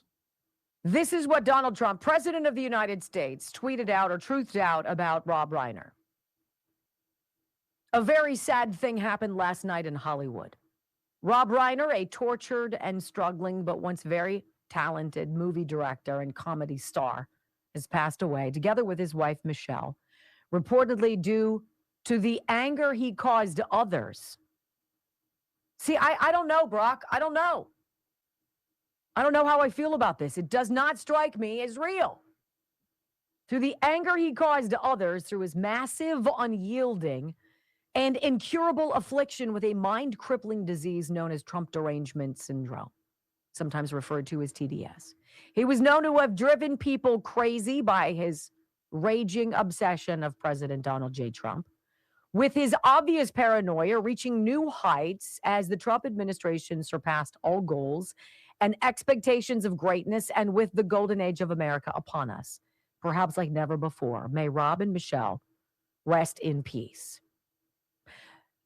That is a very odd thing to say. It does not say anything about his son. I have no idea if Donald Trump has some knowledge that we don't have. I have no idea. That is not the message I wanted to get from the guy I voted for. I'm going to say that right away. Not the message I was hoping for. I do, however, think it parlays in an odd way into this gentleman who is a TikToker. And he says this. He says, you know what? There is a coup against this president, and it's not coming from the left. And he's talking about Indiana Republicans who want Trump to fail. Listen to this on the heels of what we just heard and decide for yourself. Here you go. There's a coup. There's a coup against Trump, and that coup is being led by the Republican Party. I say it all the time, and I'm going to double down, triple down, quadruple down today, and probably more days to come. The Republican Party wants Trump to be done. They want MAGA to be over, and they are allowing this to fizzle out by not supporting the president at all. In fact, they're actually going against him. No better example than what took place in Indiana. The gerrymandering that has been going on around the country has been designed either to take Trump down or to try to prop Trump up in the midterms. Indiana had a whole plan going forward for gerrymandering to make it to where the Republicans would have a stronger hold in that state and ultimately turning it all red. With a 40-10 advantage, Republicans to Democrats in the state Senate, this should have just passed like a breeze, but it didn't happen. 21 of the 40 Republicans claimed ethical reasons that they went and voted with the Democrats, so it failed. Ethical reasons? Have you ever seen a Democrat ever act ethically?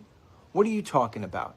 You know that the best way to defend the American citizen, the Indiana voter, anybody of that nature, is to keep the Democrats far away from any sort of power, because that's when people are handcuffed, both literally and figuratively. So why would you do that? Why would you go against the president, even when the president and other people in your party said that you were going to get primaried if you went along with the Democrats?